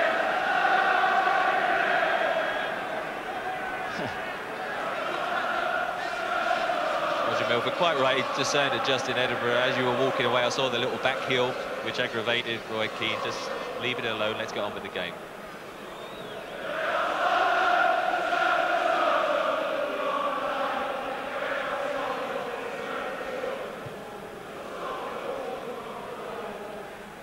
Chettle. Stewart. Allen back to Van den Houw. Into Stewart. And now Hodge for Forest. He's always played well against Tottenham since he went back to Forest. And here's Keane finding Crosby. And they need people making strides in the middle now, Forest. And Crosby goes past Sedgley. And then Howells comes over and a corner is given. There aren't too many tall players in the Forest team to make the most of corner kicks, but Steve Chettle is up.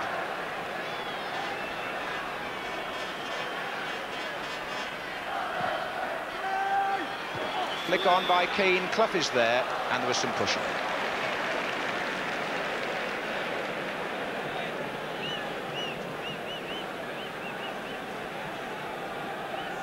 Walsh still wondering if he'll get his chance. Typical, both managers not sure whether to make another change, and as the minutes tick away, but they both realise that a goal conceded at this stage could be terminal, and they certainly won't want to go behind it. But it's a little bit cagey. People not wanting to risk going forward, leaving people the wrong side if the move breaks down, and it's a tense time as the minutes tick away to the 90 minutes. Lee Glover got an accidental bang in the face there from Steve Sedgley, and so Liam O'Kane is on.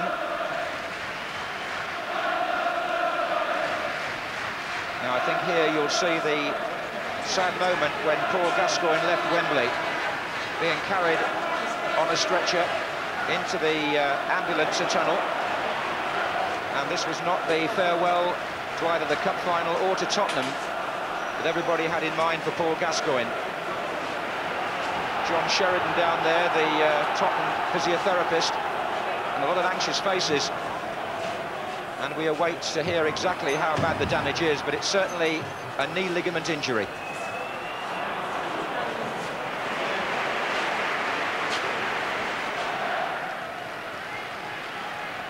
Without him, Spurs have found a way back into the final. And while Lee Glover receives treatment, it might be worth just pointing out that 7 times in the last 10 FA Cup finals, the game has gone to extra time. Terry Venables was involved in one against Spurs for Queen's Park Rangers.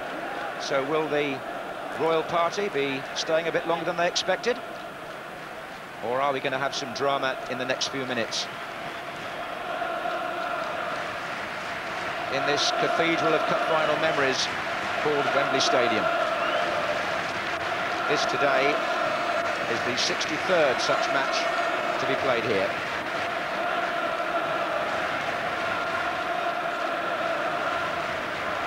And they've not seen their team in an FA Cup final since 1959, and they're making the most of it.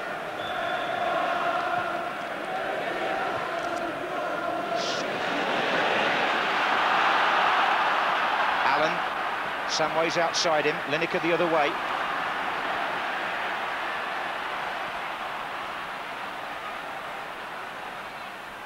Samways comes back inside.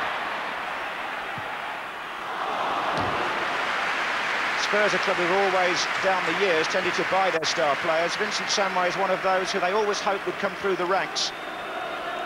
Been with the club since he was a schoolboy, and perhaps this season beginning to show signs that that potential has developed.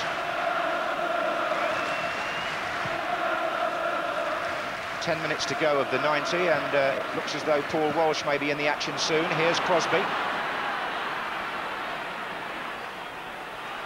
This is Hodge. Again, Sedgley the man who breaks up the Forest attack, and Spurs have a spare man up now. It's Sedgley himself, in fact. Pearce beats Stewart. And now Sedgley's out of position. This is Glover. Howells has gone back to cover for him. Offside against Clough.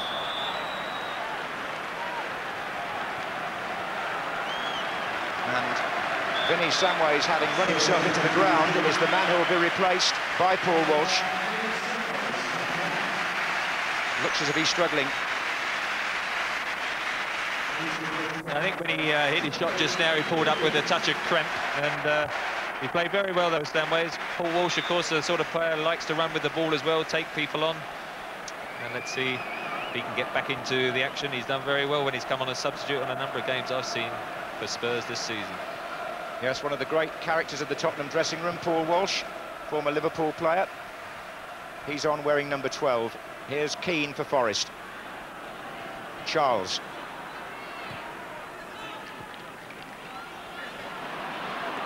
It's Walsh, and he gets the free kick.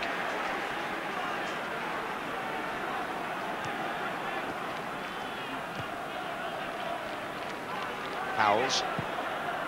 Lineker pulls away. He's got Walsh to play up with him now. A bit more company up there for the England captain. But he's been penalised for handball there. Been a good tussle between Lineker and Des Walker. Lineker's running off the ball is terrific to watch for any young striker, and Des Walker's pace has been very needed in his experience to read all the runs that he's made. Well, we're 8 minutes away from extra time, if nobody scores in that period.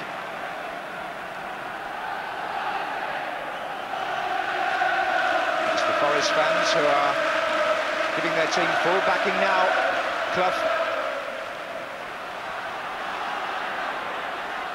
Crosby.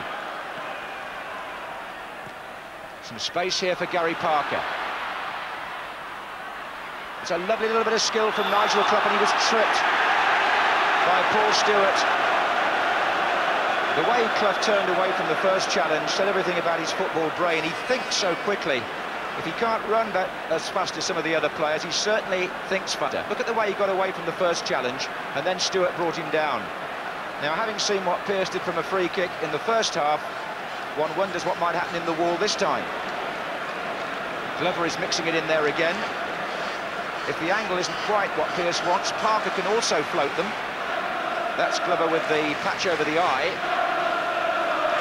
He did the pushing earlier. And that's come off the wall. Parker had the shot, it was deflected, and it's a corner.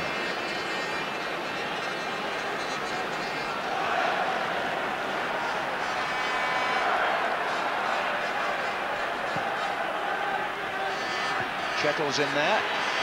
Parker again. That could have gone anywhere. Parker taking a free kick, I think, as you say, because it was more central, a bit to the left, favoured a right footer, and perhaps anticipating that Torsford might be expecting Pearce to come, but it didn't have the pace, and it clipped off the top of the wall. And that last one, then he followed his shot across the face of the goal. And as the minutes tick away, it looks as if we are going to have extra time, doesn't it, Dora? By saying that, am I going to tempt fate? Certainly there has been excitement at the end of quite a few cup finals down the years, and I believe His Royal Highness the Prince of Wales was here the year that Arsenal and Manchester United produced 3 goals in the last 5 minutes, so who knows what might happen.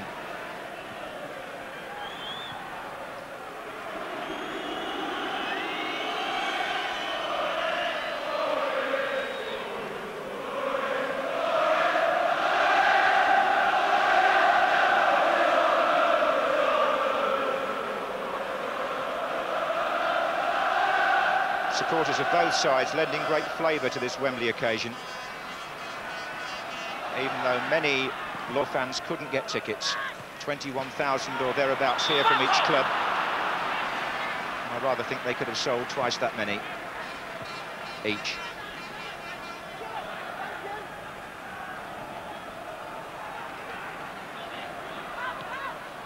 This is Parker for Forest.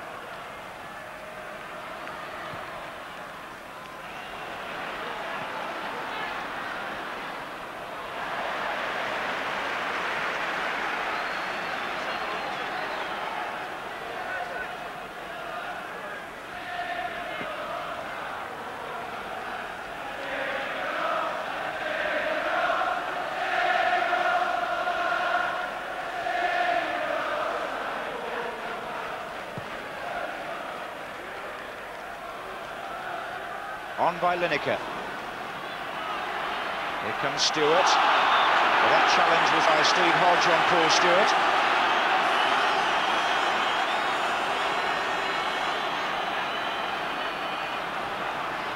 Nottingham Forest not usually involved in that sort of tackle, but Steve Hodge, against his old club, certainly leaving his mark here on Paul Stewart, and that was late. Always going to be a yard behind Paul Stewart. Stevie Hodge once committed, he decided to go in. And Paul Stewart laying down in a little break, but I'm sure Spurs supporters wouldn't endear him. That tackle, Stevie Hodge, of course, previously there, then having left, so it wasn't high on their popularity list anyway. That tackle wouldn't have helped. Spurs with both substitutes on, of course. Forest still have Brian Laws if they need him. Well, they won the European Cup twice under Brian Clough. Lots of League Cups. The League Championship. Are they going to win the FA Cup, which Spurs have won on 7 occasions?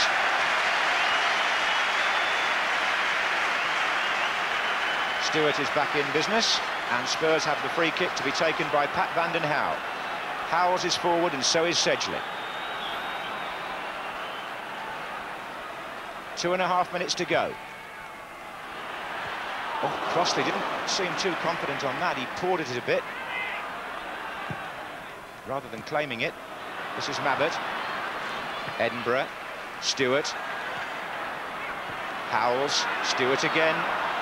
Lineker's waiting. Tries to play a 1-2 with Stewart. The foot in was by Walker. Walsh can just let the ball run, which he does, for a corner. Naeem will take this, and up they come Howells, Sedgley and Mabbott.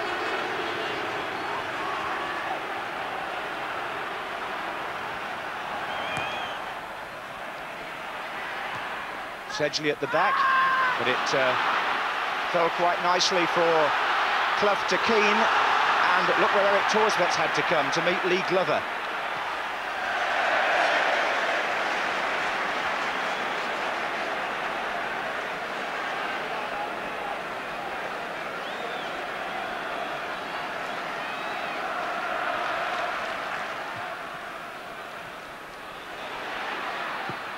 Away by Edinburgh.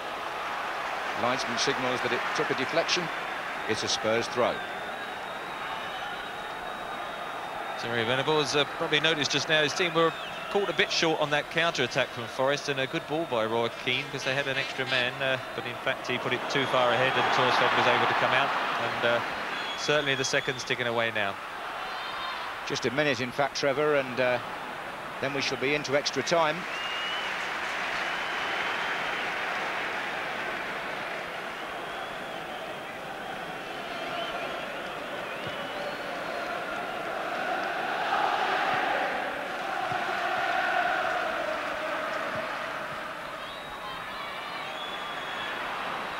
Here's Howells, looking for Lineker. He had 2 to beat, and pulled up Gary Lineker as though he may have strained a thigh there. Here's Crosby.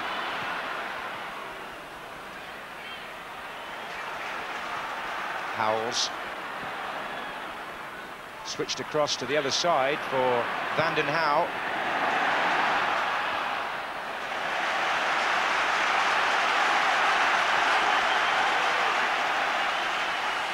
Well, we're now moving into stoppage time. Here's Walsh.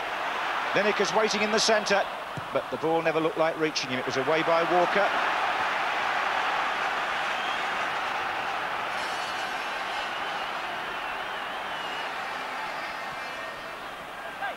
Walsh. Walker again. Corner. This could be the last opportunity either side has to settle it in 90 minutes. Naeem, with Lineker waiting on the line, has gone across to take a corner for which Mabbutt comes striding forward for Spurs, which suggests it might be an outswinger. They've got Sedgley there too. Howells is in there. Oh, clawed away by Crossley.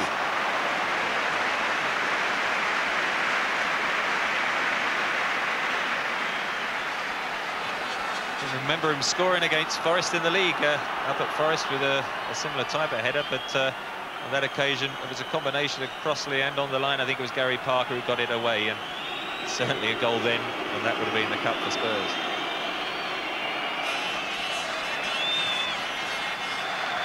Instead, it's 30 minutes of extra time, quite a common occurrence in recent Wembley finals, and just wonder whether Paul Gascoigne will be watching this in hospital, but Terry Venables' team came back without him to turn things round in the second half. And now will Brian Clough get some words across to his team, but perversely he sits on the bench, does not move, feels no need to go over and say anything, and he leaves it to Archie Gemmill and Liam O'Kane. Well, they say that Forest don't believe in too many detailed team talks. They're not a side that are very bothered about tactics, so the manager says, I pay you, you get on with it. Whereas Terry Venables, being a different sort of animal, will definitely want to make some telling tactical points to his team. And what might they be, Trevor Brooking?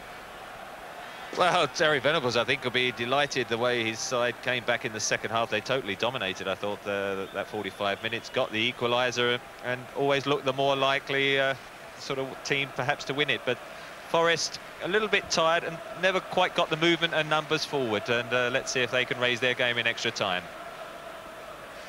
Well, let's see if we can just look back while we're waiting to what were the key moments here. This was the free kick for Forest, in which Glover pushes Mabbutt out of the way of the wall and Pearce steers it with power right round them into the top corner away from Torsbet. That gave Forest the lead on 16 minutes. That's how it was at half-time, but now 10 minutes into the second half, here's Paul Allen drawing Des Walker. Stuart Pearce is out of position there, he's still making his way back. That gave Stuart the space he required, but this is a clinical finish by Paul Stewart through Gary Charles' legs. Goalkeeper given no chance to save. And with that 1-1 score, Wembley was again plunged into extra time, and their Royal Highnesses are certainly, I won't say getting their money's worth, but certainly seem to be enjoying their afternoon. I don't know whether Brian Clough's enjoying his. He hasn't had an awful lot to say, but I'm just wondering where the Forest manager has gone now. I'm told he's having a conversation with a policeman. Yes, exactly that. Or a... Well, there you are. Super cool, eh? I'd rather talk to the policeman than talk to his players. Well, you never expect him to do, as I say, the expected, but it is amazing, extra time that he didn't bother. I think they probably get the waves going across from him, one or two looks, and that's enough to lift the team. I understand that in the Scottish FA Cup final, it's extra time as well there between Dundee United and Motherwell. But I'm not going to spoil it for you by telling you the exact score. Dundee United trying to win the Scottish Cup for Jim McLean at the 6th attempt. They're into an extra period against his brother Tommy's team, Motherwell, at Hampden Park.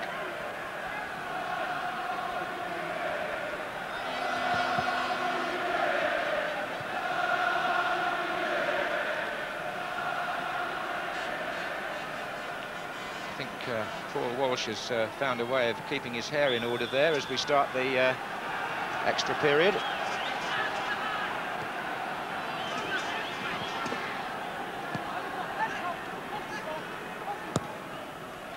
There he is, Walsh. A fresh player, might give Forest a few things to think about. Here's Allen.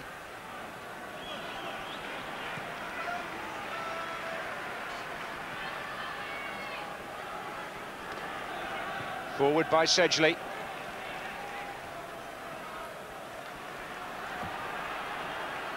Shettle.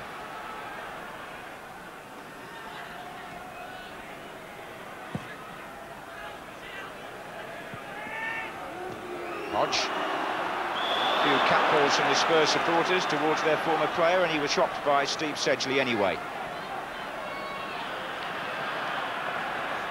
Pearce takes the free kick short to Hodge. Keane waiting in the centre. It's not particularly good pass. Glover was too close to Hodge, really. Hodge changed his mind there, but although Brian Clough didn't walk out to talk to his team, he has one tactical change up his sleeve, because Hodge is now playing centrally alongside Keane, and Gary Parker has moved out to the left, as we thought they would do when he first came on, but he kept him out on the left, but now he's much, I should think, happier himself in that central position. And Spurs have obviously got Walsh now playing right upfield with Lineker, which means an extra striker and perhaps one less in midfield. Anyway, here's Naeem to take the free kick. Paul Stewart is in the heart of it there. Mabbutt is going as well, and Howells. His header back across the goal. And Lineker forces the corner.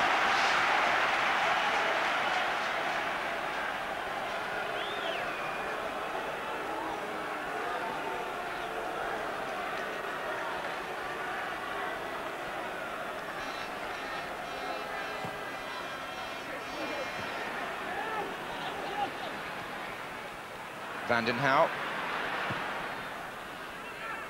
Here comes Walsh. That's looping a bit. Hit the bar. Extraordinary. From Paul Walsh, who can't believe his luck. The goalkeeper's injured. But this was a real looper from the left side by Paul Walsh. Over Crossley, against the crossbar, and the keeper hurt as he fell behind the line. Well, how close can you be?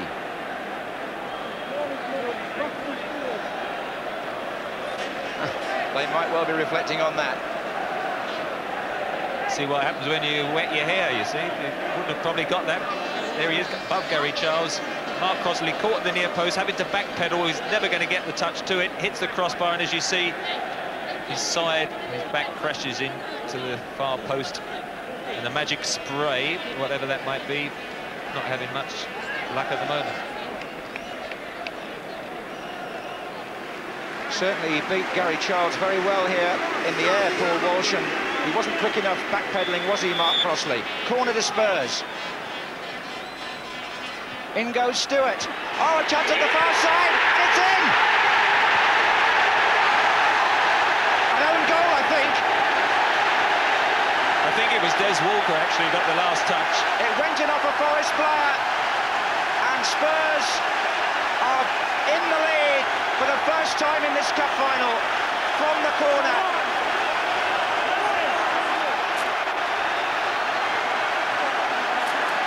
And Des Walker has the misfortune to put the ball in his own net to give Tottenham the lead after 4 minutes of extra time.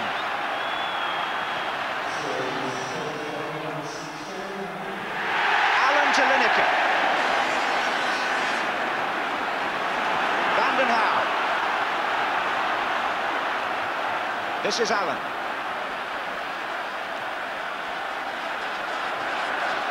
Stewart.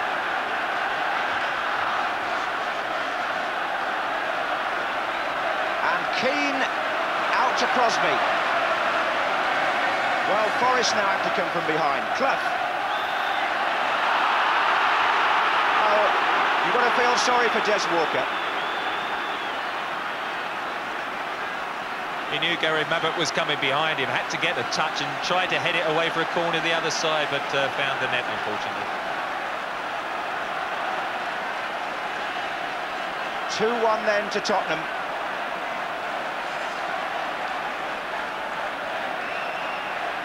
And Stuart Pearce places the ball for what could be another dangerous free kick.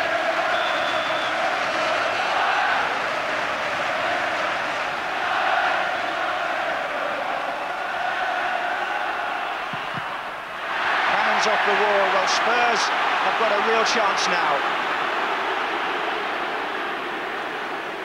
An own goal cost Tottenham the cup 4 years ago against Coventry. Now an own goal has put them in front. And scored by a player who was once a Tottenham junior, Des Walker. Here's Walsh. Looking for Lineker. Pearce just gets to it, stretching. Parker.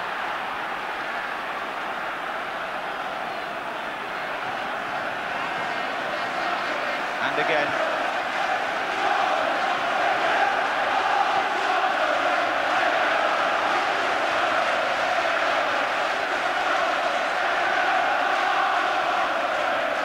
This is Clough.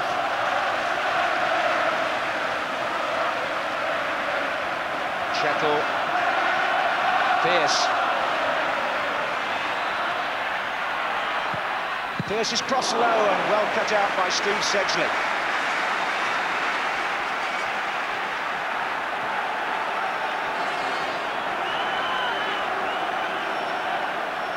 Parker to take the corner for Forest.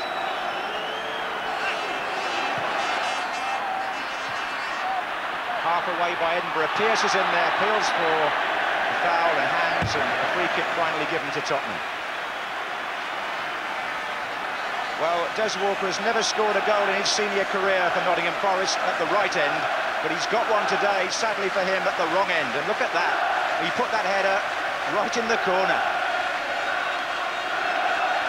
And it'll be something he'll have to live with, like Gary Mabbott 4 years ago, if there's no further scoring.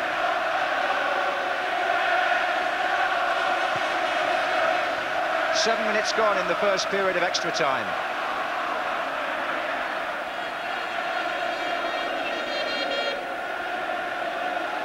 Well, I don't suppose either manager expected to see either side take the lead quite like that.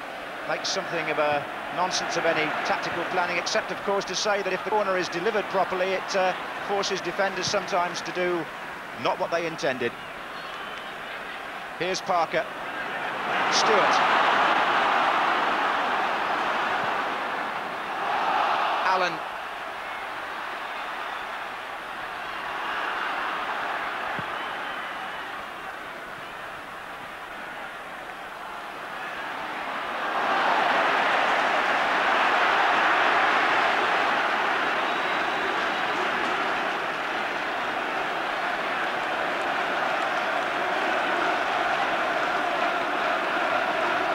Spurs 2, Nottingham Forest 1. Tottenham having come from behind to take the lead. And having lost their chief midfield figure so early in the game, you have to give credit to the way the rest of them have performed and the way that they've overhauled a Forest team who played exceedingly well before half-time.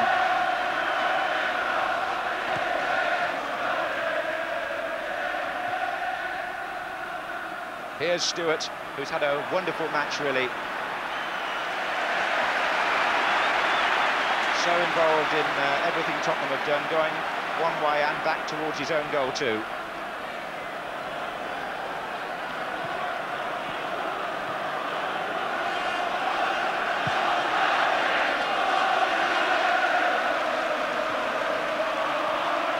Here's Naeem. Edinburgh.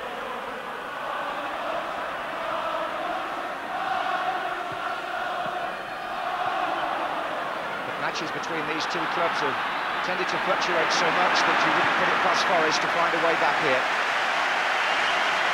Certainly they'll be coming forward and trying to force Tottenham into errors now. And as tiredness creeps in extra time, there's more likelihood of mistakes. 5 minutes left in the first period. This is Stuart Pearce. Steve Hodge.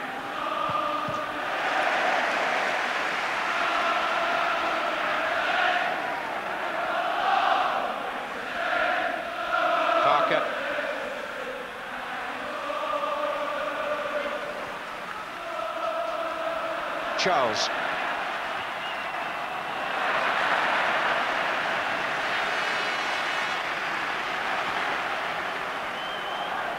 Younger team, Forest, and they're just a bit anxious, suddenly finding themselves behind. They're trying to rush things and giving the ball away. And at the moment, Spurs are coping quite comfortably with that 2-1 lead. And at present, Forest finding it difficult to even look dangerous, let alone score the second goal. It was almost a forwards header, wasn't it, that Des Walker produced there? Anyway, Spurs are on the attack again, and that's a foul by Pearce on Allen. So the Tottenham supporters starting to feel it could be their 8th FA Cup triumph, which would be a record in a season when there's been so much turmoil, but there's still some way to go here, still some football to be played. And I wouldn't rule out Forest at this stage by any means. Van den Hauwe to take the kick.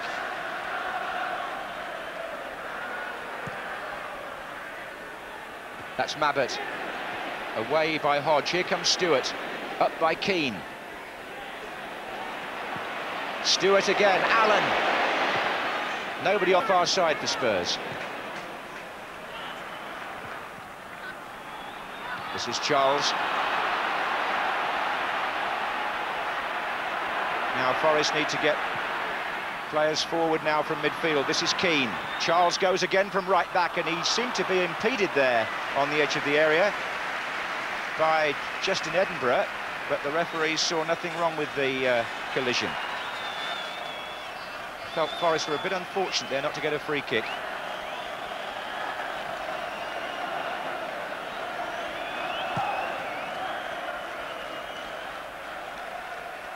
So is Brian Clough's 34th attempt at the FA Cup as a player and a manager going to be another abortive one now? He's looking for his young team to lift themselves again here.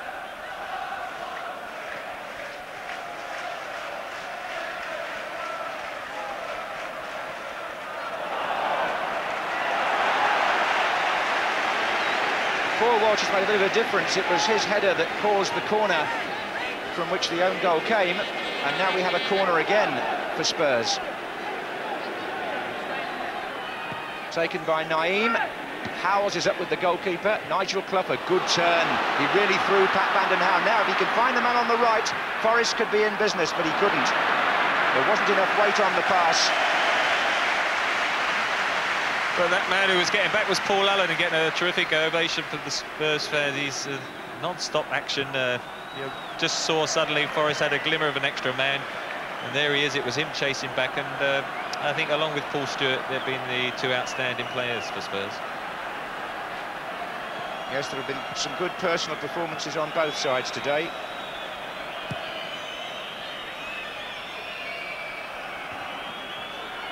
There's Keane.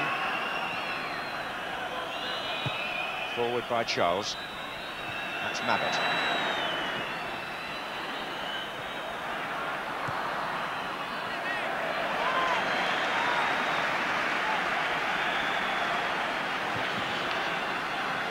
Approaching the end of the first period of extra time, and Tottenham Hotspur's proud record in FA Cup finals at this stage of the afternoon looks as though it will be extended. And for the first time today, and I wouldn't mention it before now, one has to say that their supporters will be talking yet again about there being a 1 at the end of the year.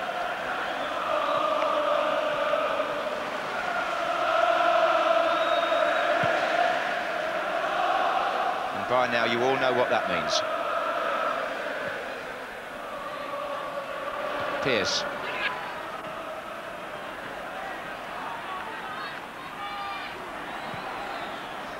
This is Keane. Gary Crosby. Sedgley again, made some good interceptions. This is Charles, and that's one from Naeem. You need somebody to find here. Lineker's making a run across the pitch now. Walsh is in support.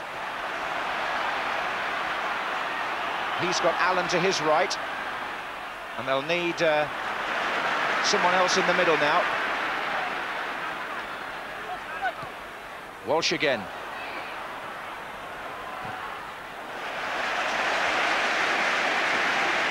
Now Walker concedes this next corner, and we'll be hoping that it doesn't turn out the way the last one on this side did for him.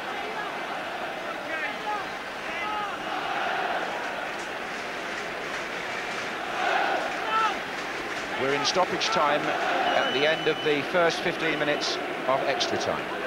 2-1 to Spurs. And there's some tired players out there now, that's for sure. It's Naeem to take the corner.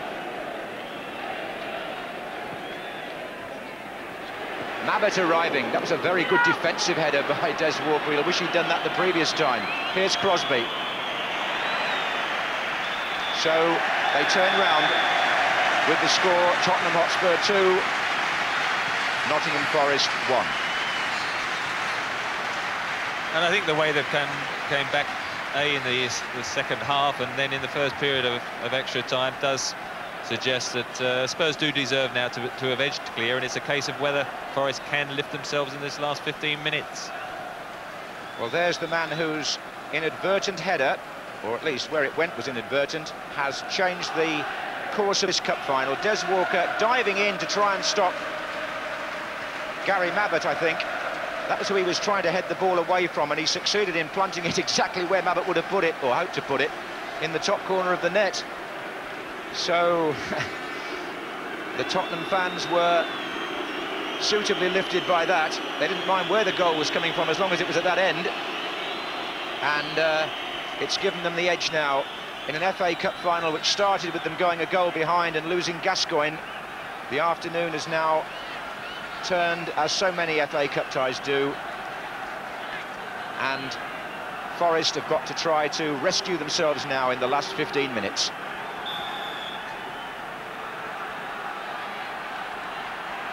Well, we had drama in extra time last year, Crystal Palace and Manchester United, with Liverpool and Everton the year before, with Spurs and Coventry, so it's quite commonplace at Wembley.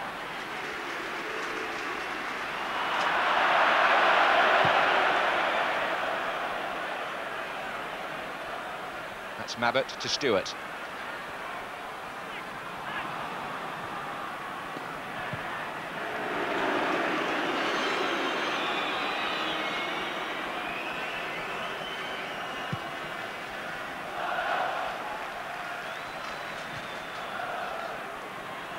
As Forest push on, as they have to do, I see Chettle's struggling a bit now, he's hobbling. They're going to leave one or two gaps, I would think, for Tottenham to try and exploit on the counter. Usually in extra time that happens because players just can't get back quickly. This is David Howes to Paul Walsh.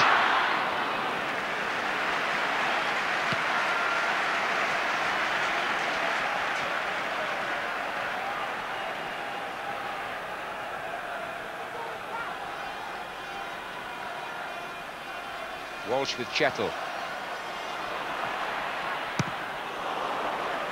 Away by Walker.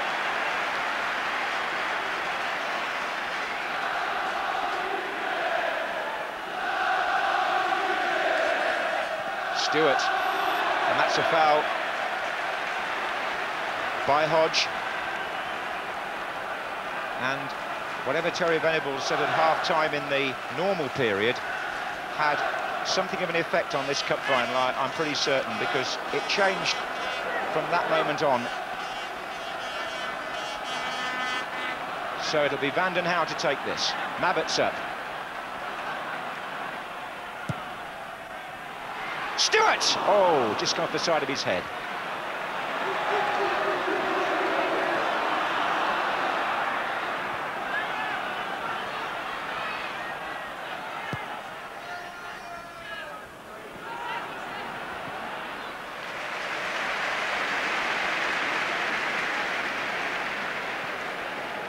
Brian Law's getting prepared.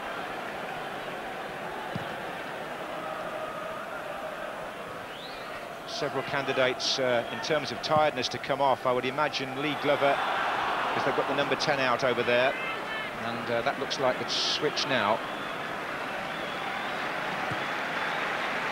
That ball is in play at the moment, so the referee's having to take it back.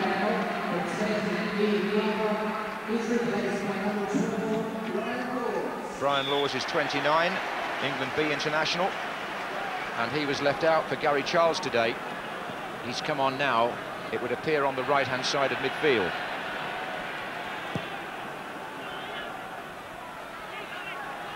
Parker. Hodge.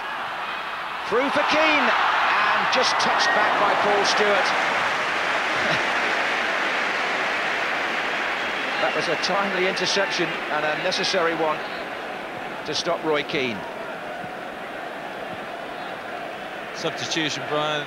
Laws going out, as you say, to play wide right in the midfield. I suppose it's a case when Brian Clough would have liked to have had Nigel Jemson on the bench just to bring an extra attacker. But what he's had to do is push Gary Crosby down the middle with Nigel Clough.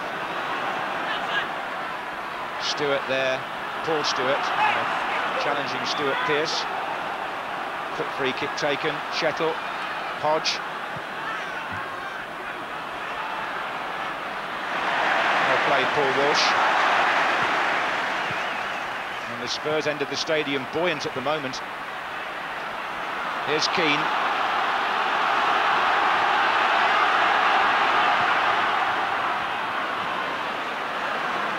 Naeem to Walsh.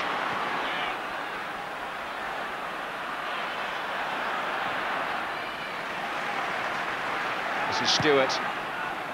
There goes Lineker. Oh, and the ball just slowed up there on Walker, and Lineker took advantage, but he's in a corner now. Not that that should worry Tottenham too much, because time is obviously on their side in this second period of extra time. Spurs, whose league form has been so fitful, have got the initiative here against a Forest team who were taking all before them in their last few matches. But it doesn't always work that way on the day at Wembley. Paul Stewart now feeling the effects of nearly 2 hours football.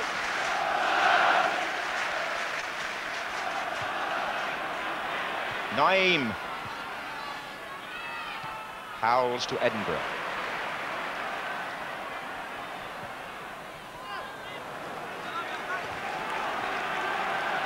Actually, the referee seems to be feeling the effects of it too, Trevor. He wasn't but one of the fittest men in the business, Roger Milford. He was just taking a little breather there. Just been given a one-year extension by the Football League, which just goes to show if you keep yourself in trim, you can now referee way beyond the prescribed retirement age, as it used to be.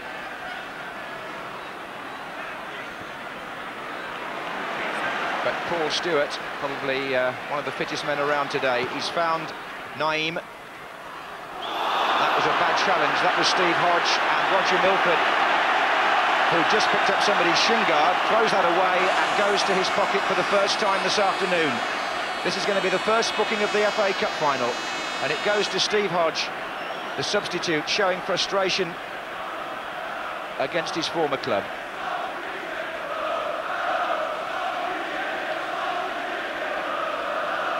Actually, it is his second offence, Steve Hodge, and I think that may be the reason why Roger Milford shows him the yellow card. I think Steve Hodge trying to point out that he felt Naeem made a meal of it, which he probably did a bit, but I think it's a combination of the two. The one on the Paul Stewart before, and that one, two combined, was worth a yellow card.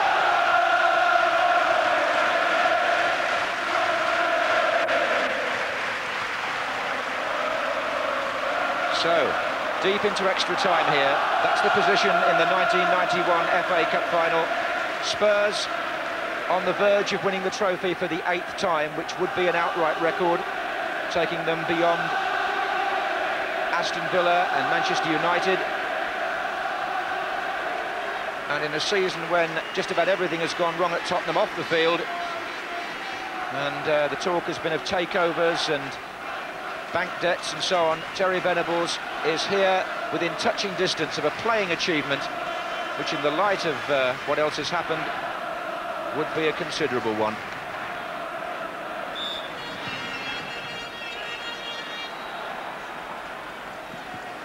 And if it does happen, one wonders whether he'll have the opportunity to test his tactics in Europe next year, or what's going to develop in the next few days. Yes, a lot of Tottenham futures are about to be resolved after this. Terry Venables, of course, being one of them. Paul Gascoigne's immediate future is in hospital, and Gary Lineker too, and one or two others Still don't quite know where they're going to be at the start of next season, but they may all have an FA Cup medal to take with them if they go.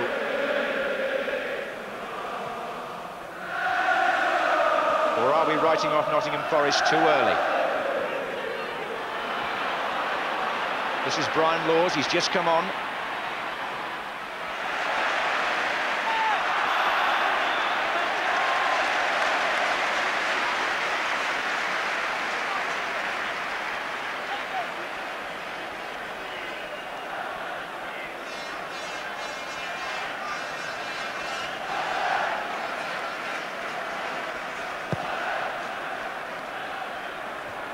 Walker's header, oh, Walsh puts Lineker, oh, he's offside, offside.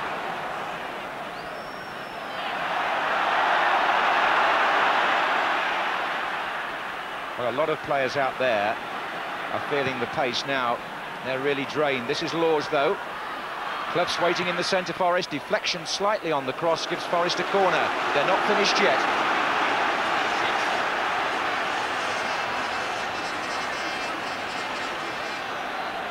Chettle and Pearce.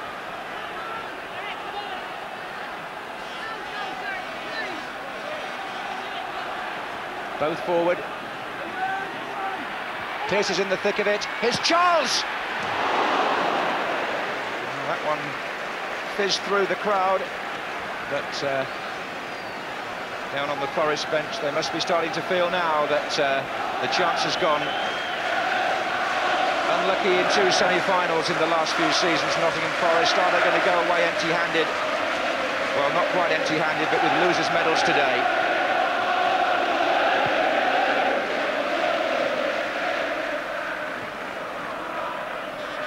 Five minutes to go in the cup final. David Howe to Tottenham. Good challenge coming in from Gary Charles.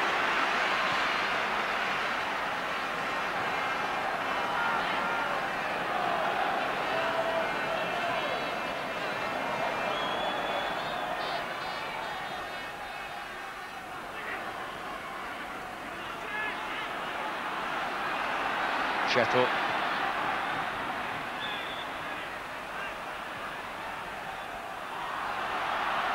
Charles. Pearce.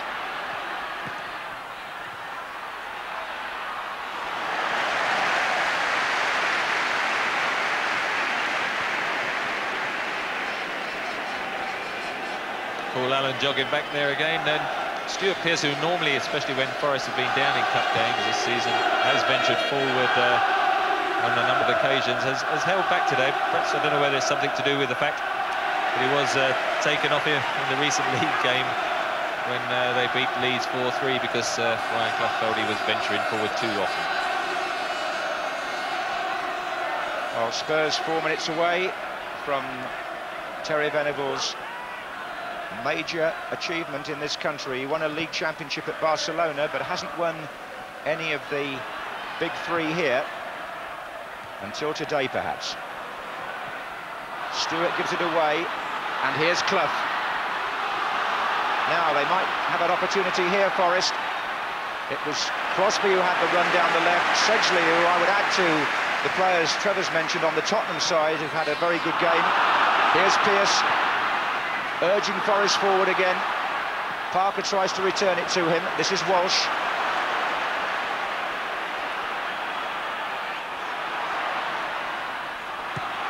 Chettle in the way. What an irony it would be if this cup final, like Spurs' last one, was settled by a rather spectacular own goal.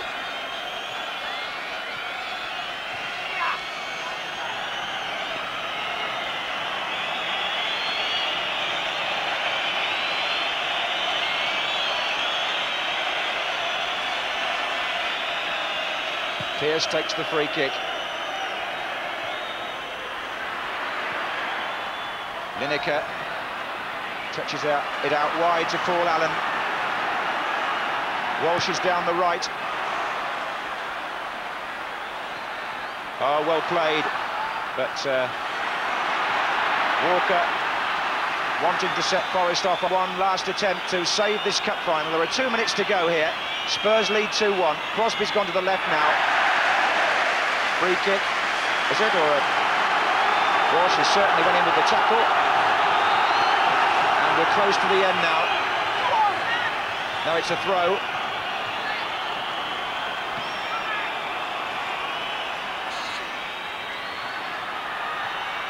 Half away by Mabbutt. Chettle.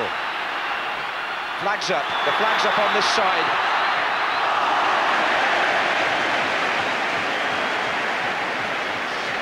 Those two young players have been at each other for quite some time.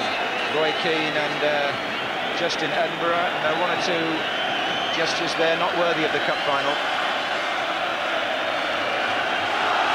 But the Spurs fans have now decided that this is as good as one. There's a terrific ovation going on as well from the Forest fans, who are doing their best to stay behind their team right to the end. Lineker.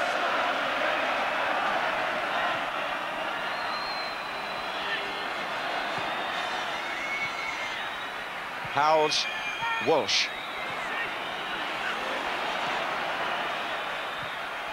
Howells again. Outside him, Vanden Hauwe.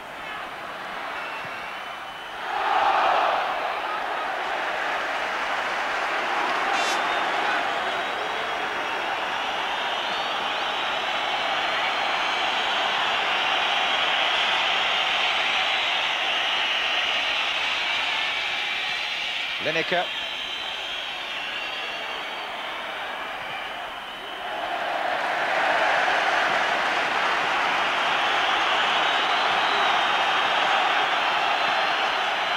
We're now into stoppage time at the end of extra time, and Spurs are within touching distance now of the FA Cup.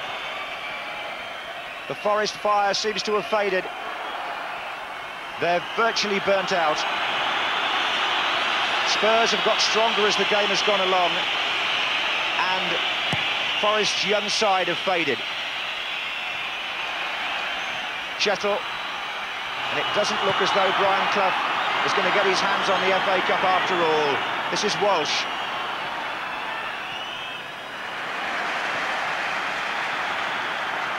And Paul Gascoigne is going to get a winner's medal, even though he's not here to receive it, it would seem. Here's Stewart.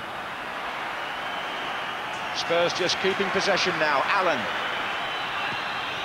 Vanden Hauwe.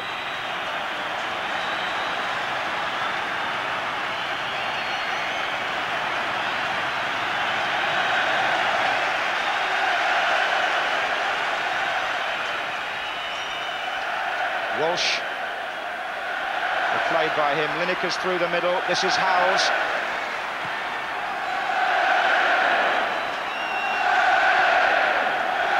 Every pass now being cheered by the North London supporters as Lineker goes on a little run and he finds Allen. They haven't got many players up there because they're really trying not to make a silly mistake, but Paul Stewart has done just that. And is there left time for one last assault by the Forest? Here comes Laws. It's never over until the final whistle. Naeem has got the ball. Oh, he's given it away straight to Laws. And Spurs not distinguishing themselves in trying to keep possession. They do better just to play normally, I would think. Here's Walsh. And there it is. Tottenham Hotspur have won the FA Cup for a record 8th time. And Brian Clough has failed at his 34th attempt with Des Walker's own goal, unluckily for him, being decisive in extra time. Terry Venables triumphant at the end of a season when there has been so much backroom turmoil. The Tottenham chairman taking the congratulations and Walker takes the commiserations. Nobody would want to be in his shoes tonight. It's a really distressing way to lose a cup final, as it was for Mabbutt 4 years ago. But it's Spurs who are celebrating their 8th FA Cup win takes them clear of Manchester United and Aston Villa and takes them into the European Cup Winners' Cup next season. And Brian Clough has not moved as the Spurs staff, Ray Clements among them, savour the moment.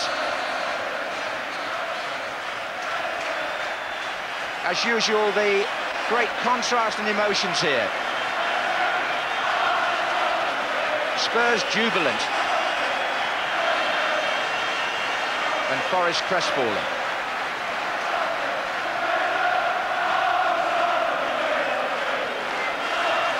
Paul Stewart, a candidate for man of the match, but there were one or two on the Tottenham side. I'm sure Terry Venables would agree. In this mood of celebration at the Tottenham end, your thoughts, Trevor Brooking? I don't think in the end anyone could dispute that they got stronger as the match went on and thoroughly deserved to win in the end. Spurs, having lost Gascoigne, looked to have gone a goal down, looked to be slipping away from them. They showed a lot of character. I thought Naeem did well when he came on. Paul Stewart and Paul Allen were the two, I think, the outstanding players for them. Gary Mabbutt, Steve Sedgley at the back, Gary Lineker's running off the ball up front, whereas the Forest younger players gradually became anxious, and once they went behind, they couldn't lift their game, and in the end, they were a well-beaten side. So Stuart Pearce will lead Nottingham Forest as the Tottenham captain, Gary Mabbutt, goes around to congratulate the others. Stuart Pearce is the first up the steps with Nottingham Forest. Perhaps on the day, their young side, and it was a very young team that Brian Clough selected, didn't quite have the mettle for the occasion, not after half-time anyway, after Pearce had given them a very encouraging start.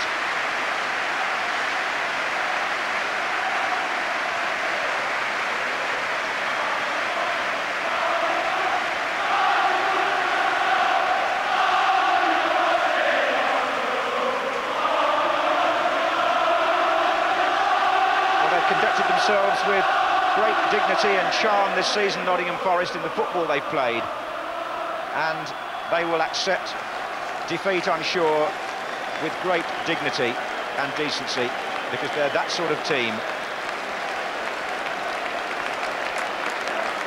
Another loser's medal there for Steve Hodge, and everybody feeling sorry for Des Walker, I'm sure. Nigel Clough, whose influence was subdued by the Tottenham tactics. The goalkeeper who saves a penalty and yet still finishes on the losing side. Crosby, Gary Charles, Lee Glover and Ian Wone, who came off up to receive their losers' medals, and Roy Keane too. Disappointment, but his time will come again, I'm sure. And now Gary Mabbutt, one of the finest ambassadors for the game, a captain who's overcome great personal difficulties with his diabetes. This surely his happiest moment in his 10 years as a Tottenham player.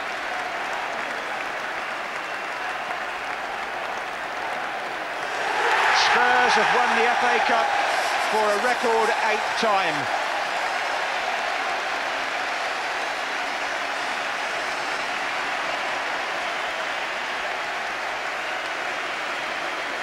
Princess of Wales joining in the congratulations, and Brian Clough walks away a defeated man.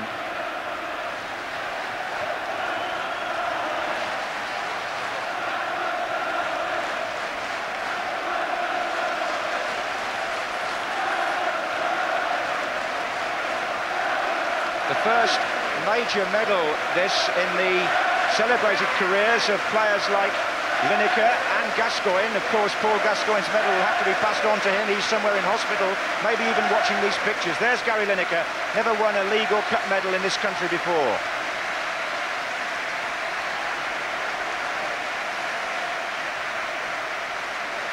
And he still hasn't won the FA Cup, but he has time to salute the Nottingham Forest faithful.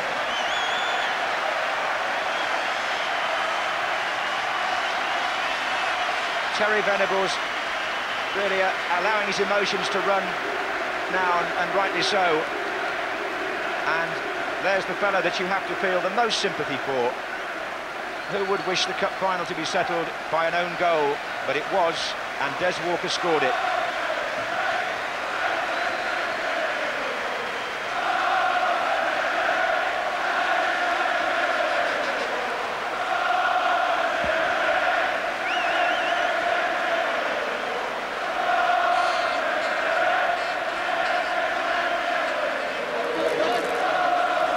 So Spurs win the cup, but I suppose there was a 1 at the end of the year. And incidentally, north of the border, Motherwell have beaten Dundee United 4-3 after extra time as well.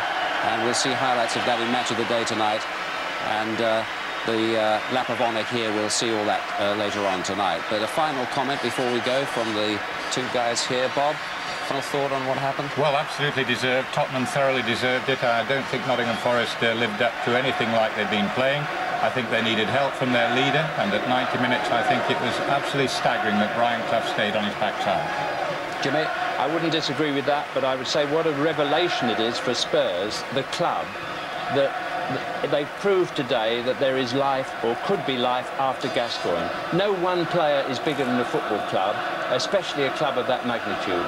And one wonders whether there could be life for Spurs after Terry Venables, because his performance as a manager was quite superb. He motivated his team perfectly. They outplayed Nottingham Forest from start to finish almost. Jim, thank you very much indeed. So there we are. More of these pictures in Match of the Day at 10:20 tonight. So Brian Clough still hasn't won the cup. Gascoigne's in hospital. Spurs are in Europe. Cheerio.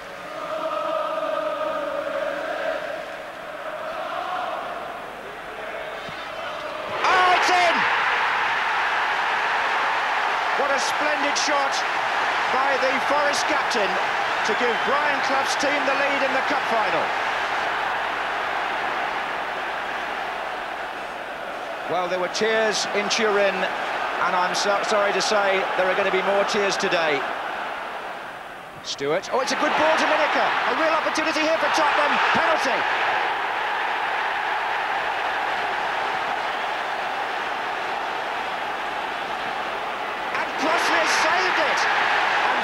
Dave Besant as a goalkeeper who saves a penalty in an FA Cup final. Extraordinary. But here's Paul Allen and Paul Stewart with a chance for Spurs. And the equaliser.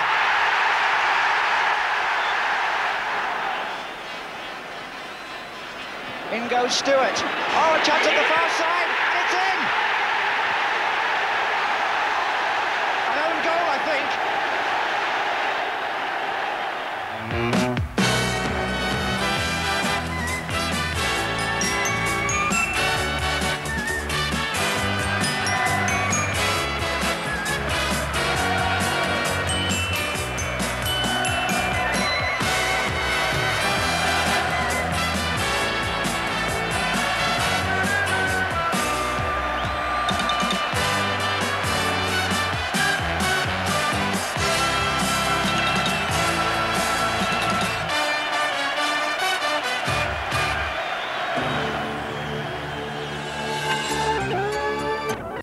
Congratulations, and it made up for 1987.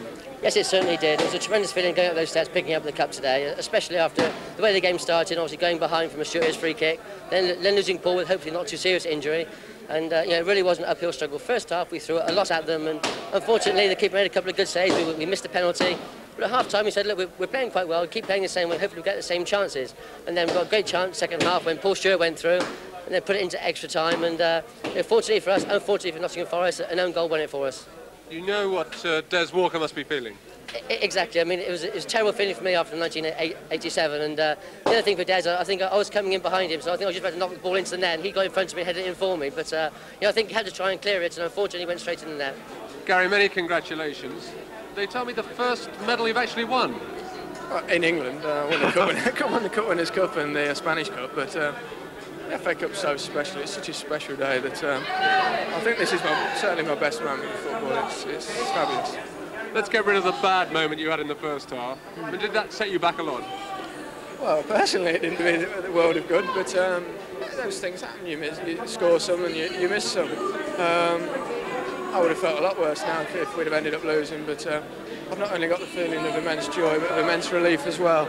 So with those two emotions coupled, it makes it very special. It was a great loss to us when we lost Paul Gascoigne.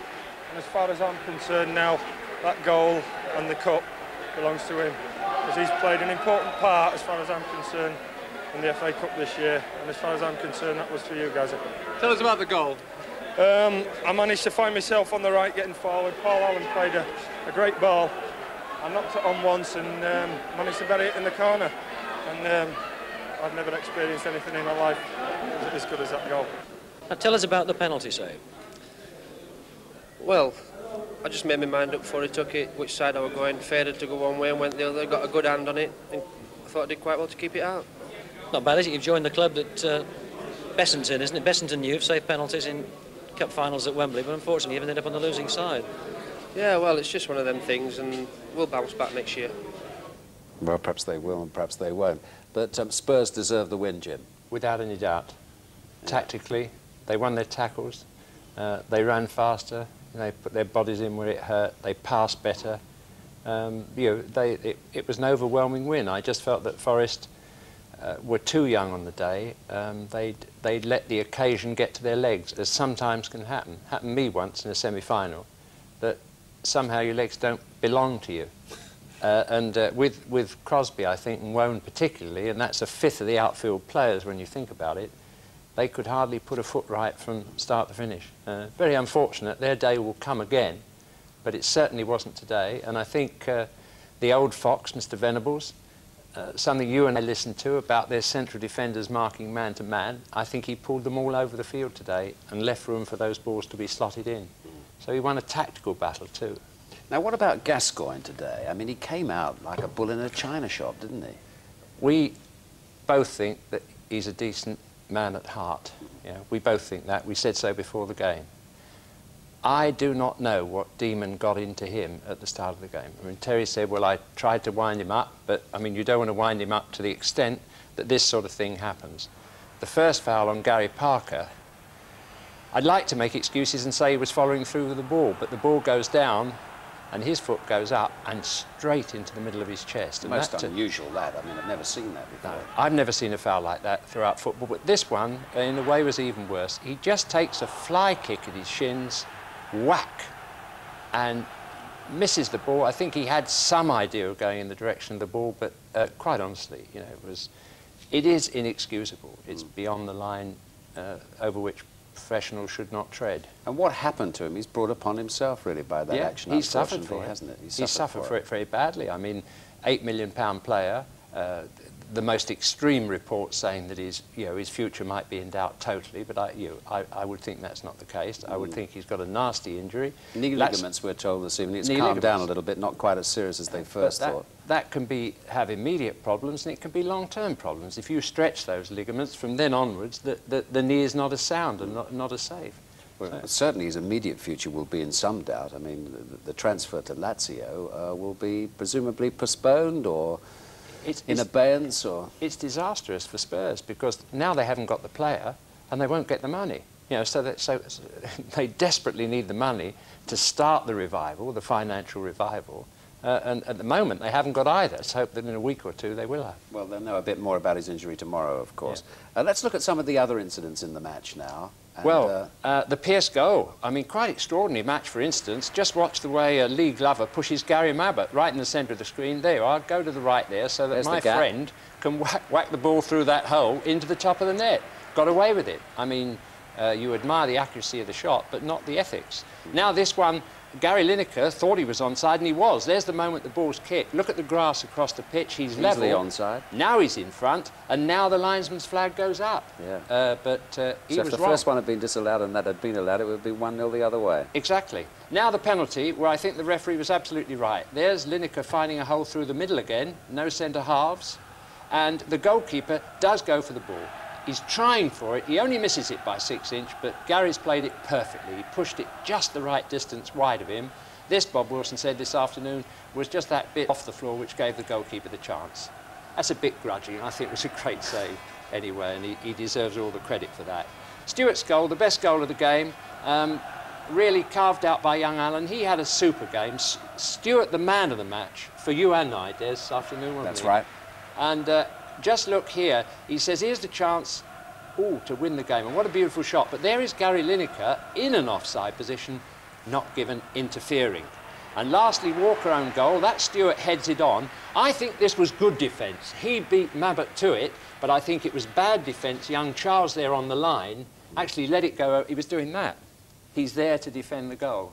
So I don't blame Walker to that extent, because I think he got there ahead of Mabbott. A lot of defenders would have been static, not read the flick on. Unlucky he was just unlucky, he couldn't get it right. He's a great player, and he had a superb game, sure. but one of very few good games in the Nottingham Forest team. Right. Now, before the final, it was being billed as the Gascoigne-Clough final. We've talked about Gascoigne, an unhappy day for him. It'll have ended up not a very happy day for Clough. What do you feel about Brian Clough there today? He didn't play much part during the game in any kind of way, did he? Never spoke to the players. At the end of normal time, you would have expected perhaps a manager to come down and fire up the players, give them advice, tactically or otherwise. Nothing happened. He stayed up in the stand. No. I mean, I am puzzled by that. You are puzzled by it. It is said that it's his way of managing. You can't grumble about that wonderful collection of young talent he has there coming up. And if that's his great strength in managing, it doesn't seem, if it's in giving the kind of team talk at half-time and at 90 minutes that Terry Venables gave. You know, we expect a manager to be in there, giving them renewed hope, picking on the odd thing that was going wrong, saying, look, don't worry about what's happening. At that time. I thought they needed someone, and I don't think they had the stimulation that might have helped them. To be very honest about it, I think they were gone anyway. I don't think words would have made a difference, because I think they were too young as a team. And as I say, the emotion took away their legs. All right, Jim, thank you. Well, a marvellous result for Tottenham today, and David Davis travelled with their squad after the game. Absolutely delighted. These days, Cup final heroes can share their triumphs by phone on surely the best journey any footballer can take, from Wembley in triumph. A job had been well done, and everyone, not least a beaming manager, knew it. It was a time for quiet satisfaction for seasoned internationals like Gary Lineker, for more obvious jubilation from young players like David Howells. And as for the poor old cup, of course it got its usual treatment. Jubilation inside the bus was reciprocated outside, but of course one well-known voice and face just wasn't aboard, and first stop was to be hospital to see Paul Gascoigne. Paul Stewart took him his winner's medal, the captain took him the cup. In the pandemonium, the hospital confirmed their famous patient had serious ligament damage to his right knee, though tonight there is more optimism than there was earlier today. He's a little sad. We've took the whole team back and went and saw him, showed him the cup, and he was happy and sad, and which is natural. And the lads really think a lot of him. They really do. He's got a lot of admiration from all the players, and they all wanted to go there. That's the first thing they thought about. And that's not always the case, and it was nice. It was good to see him. How serious is the injury, as you understand it? It's possible he's going to have an operation in the morning. I don't think it's as bad as it was first thought, but I'll leave that to the experts. I'm not qualified to say. Well, I have to ask you where this leaves his possible move, and Lazio and the Italians, no, all that sort of thing. I would think it's in their lap now, because we was under the impression something may happen this week, and we've been fighting to try to stop that if we could. But this is obviously thrown the spanner in the works once again. Tonight at London's Hilton Hotel, such concerns certainly aren't for a triumphant team. They'll relish the night and tomorrow's victory parade in North London as well. A short time ago, Terry Venables embraced Bill Nicholson, manager of the famous double team. A historic day for a famous club. But hard realities will still have to be faced. I sincerely hope, and always have done, that Gascoigne will play for Spurs next season. I've always felt that. And I've made my public position clear that if Gascoigne leaves, I will leave the club myself anyway. There's no doubt about that. And I said that months and months and months ago, and I would carry that out. So do you now feel the likelihood is he will stay or that he'll go? At this moment in time, I mean, Gaz had got a terrible injury today. I think he's in hospital at the moment, and I think we'll have to look at the medical reports first, but I sincerely hope he does stay. And Lineker? Oh, Lineker, I mean, some stories that reach the newspapers.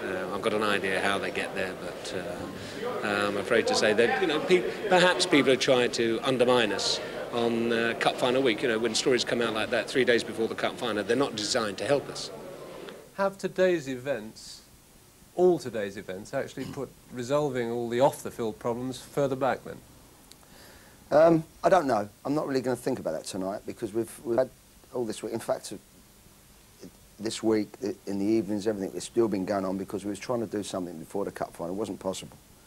We're just going to relax tonight and business as usual on Monday morning, I would say. Sum up today and what it means to you for us. Very difficult. Unexplainable, really. I think it felt so good because it was a bit like a fairy story, the fact that we've had these problems with just the mere fact I've got involved in some ways, or sometimes I've thought, excuse me, sometimes I've thought, is this worthwhile? And then you think, you look at people and supporters, you think, yes, we've got to keep going to the death, and it's been difficult. And what it has done, win, lose or draw, it's kept us together to get to a Cup Final, and then eventually on top of that, win it, which, seeing those supporters today, when I was walking around, was special, and I was really thrilled for them, you know. Could there be a better day? I haven't seen one yet.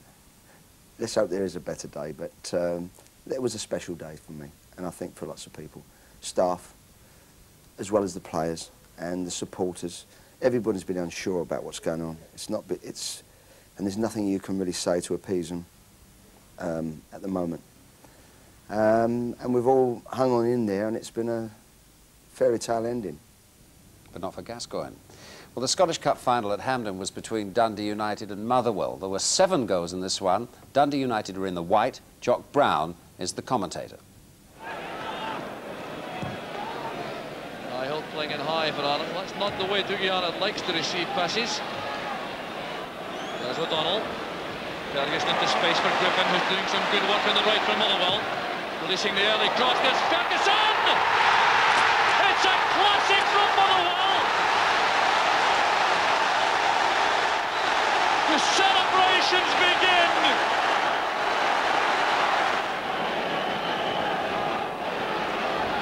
There's the early cross. In goes John Clark.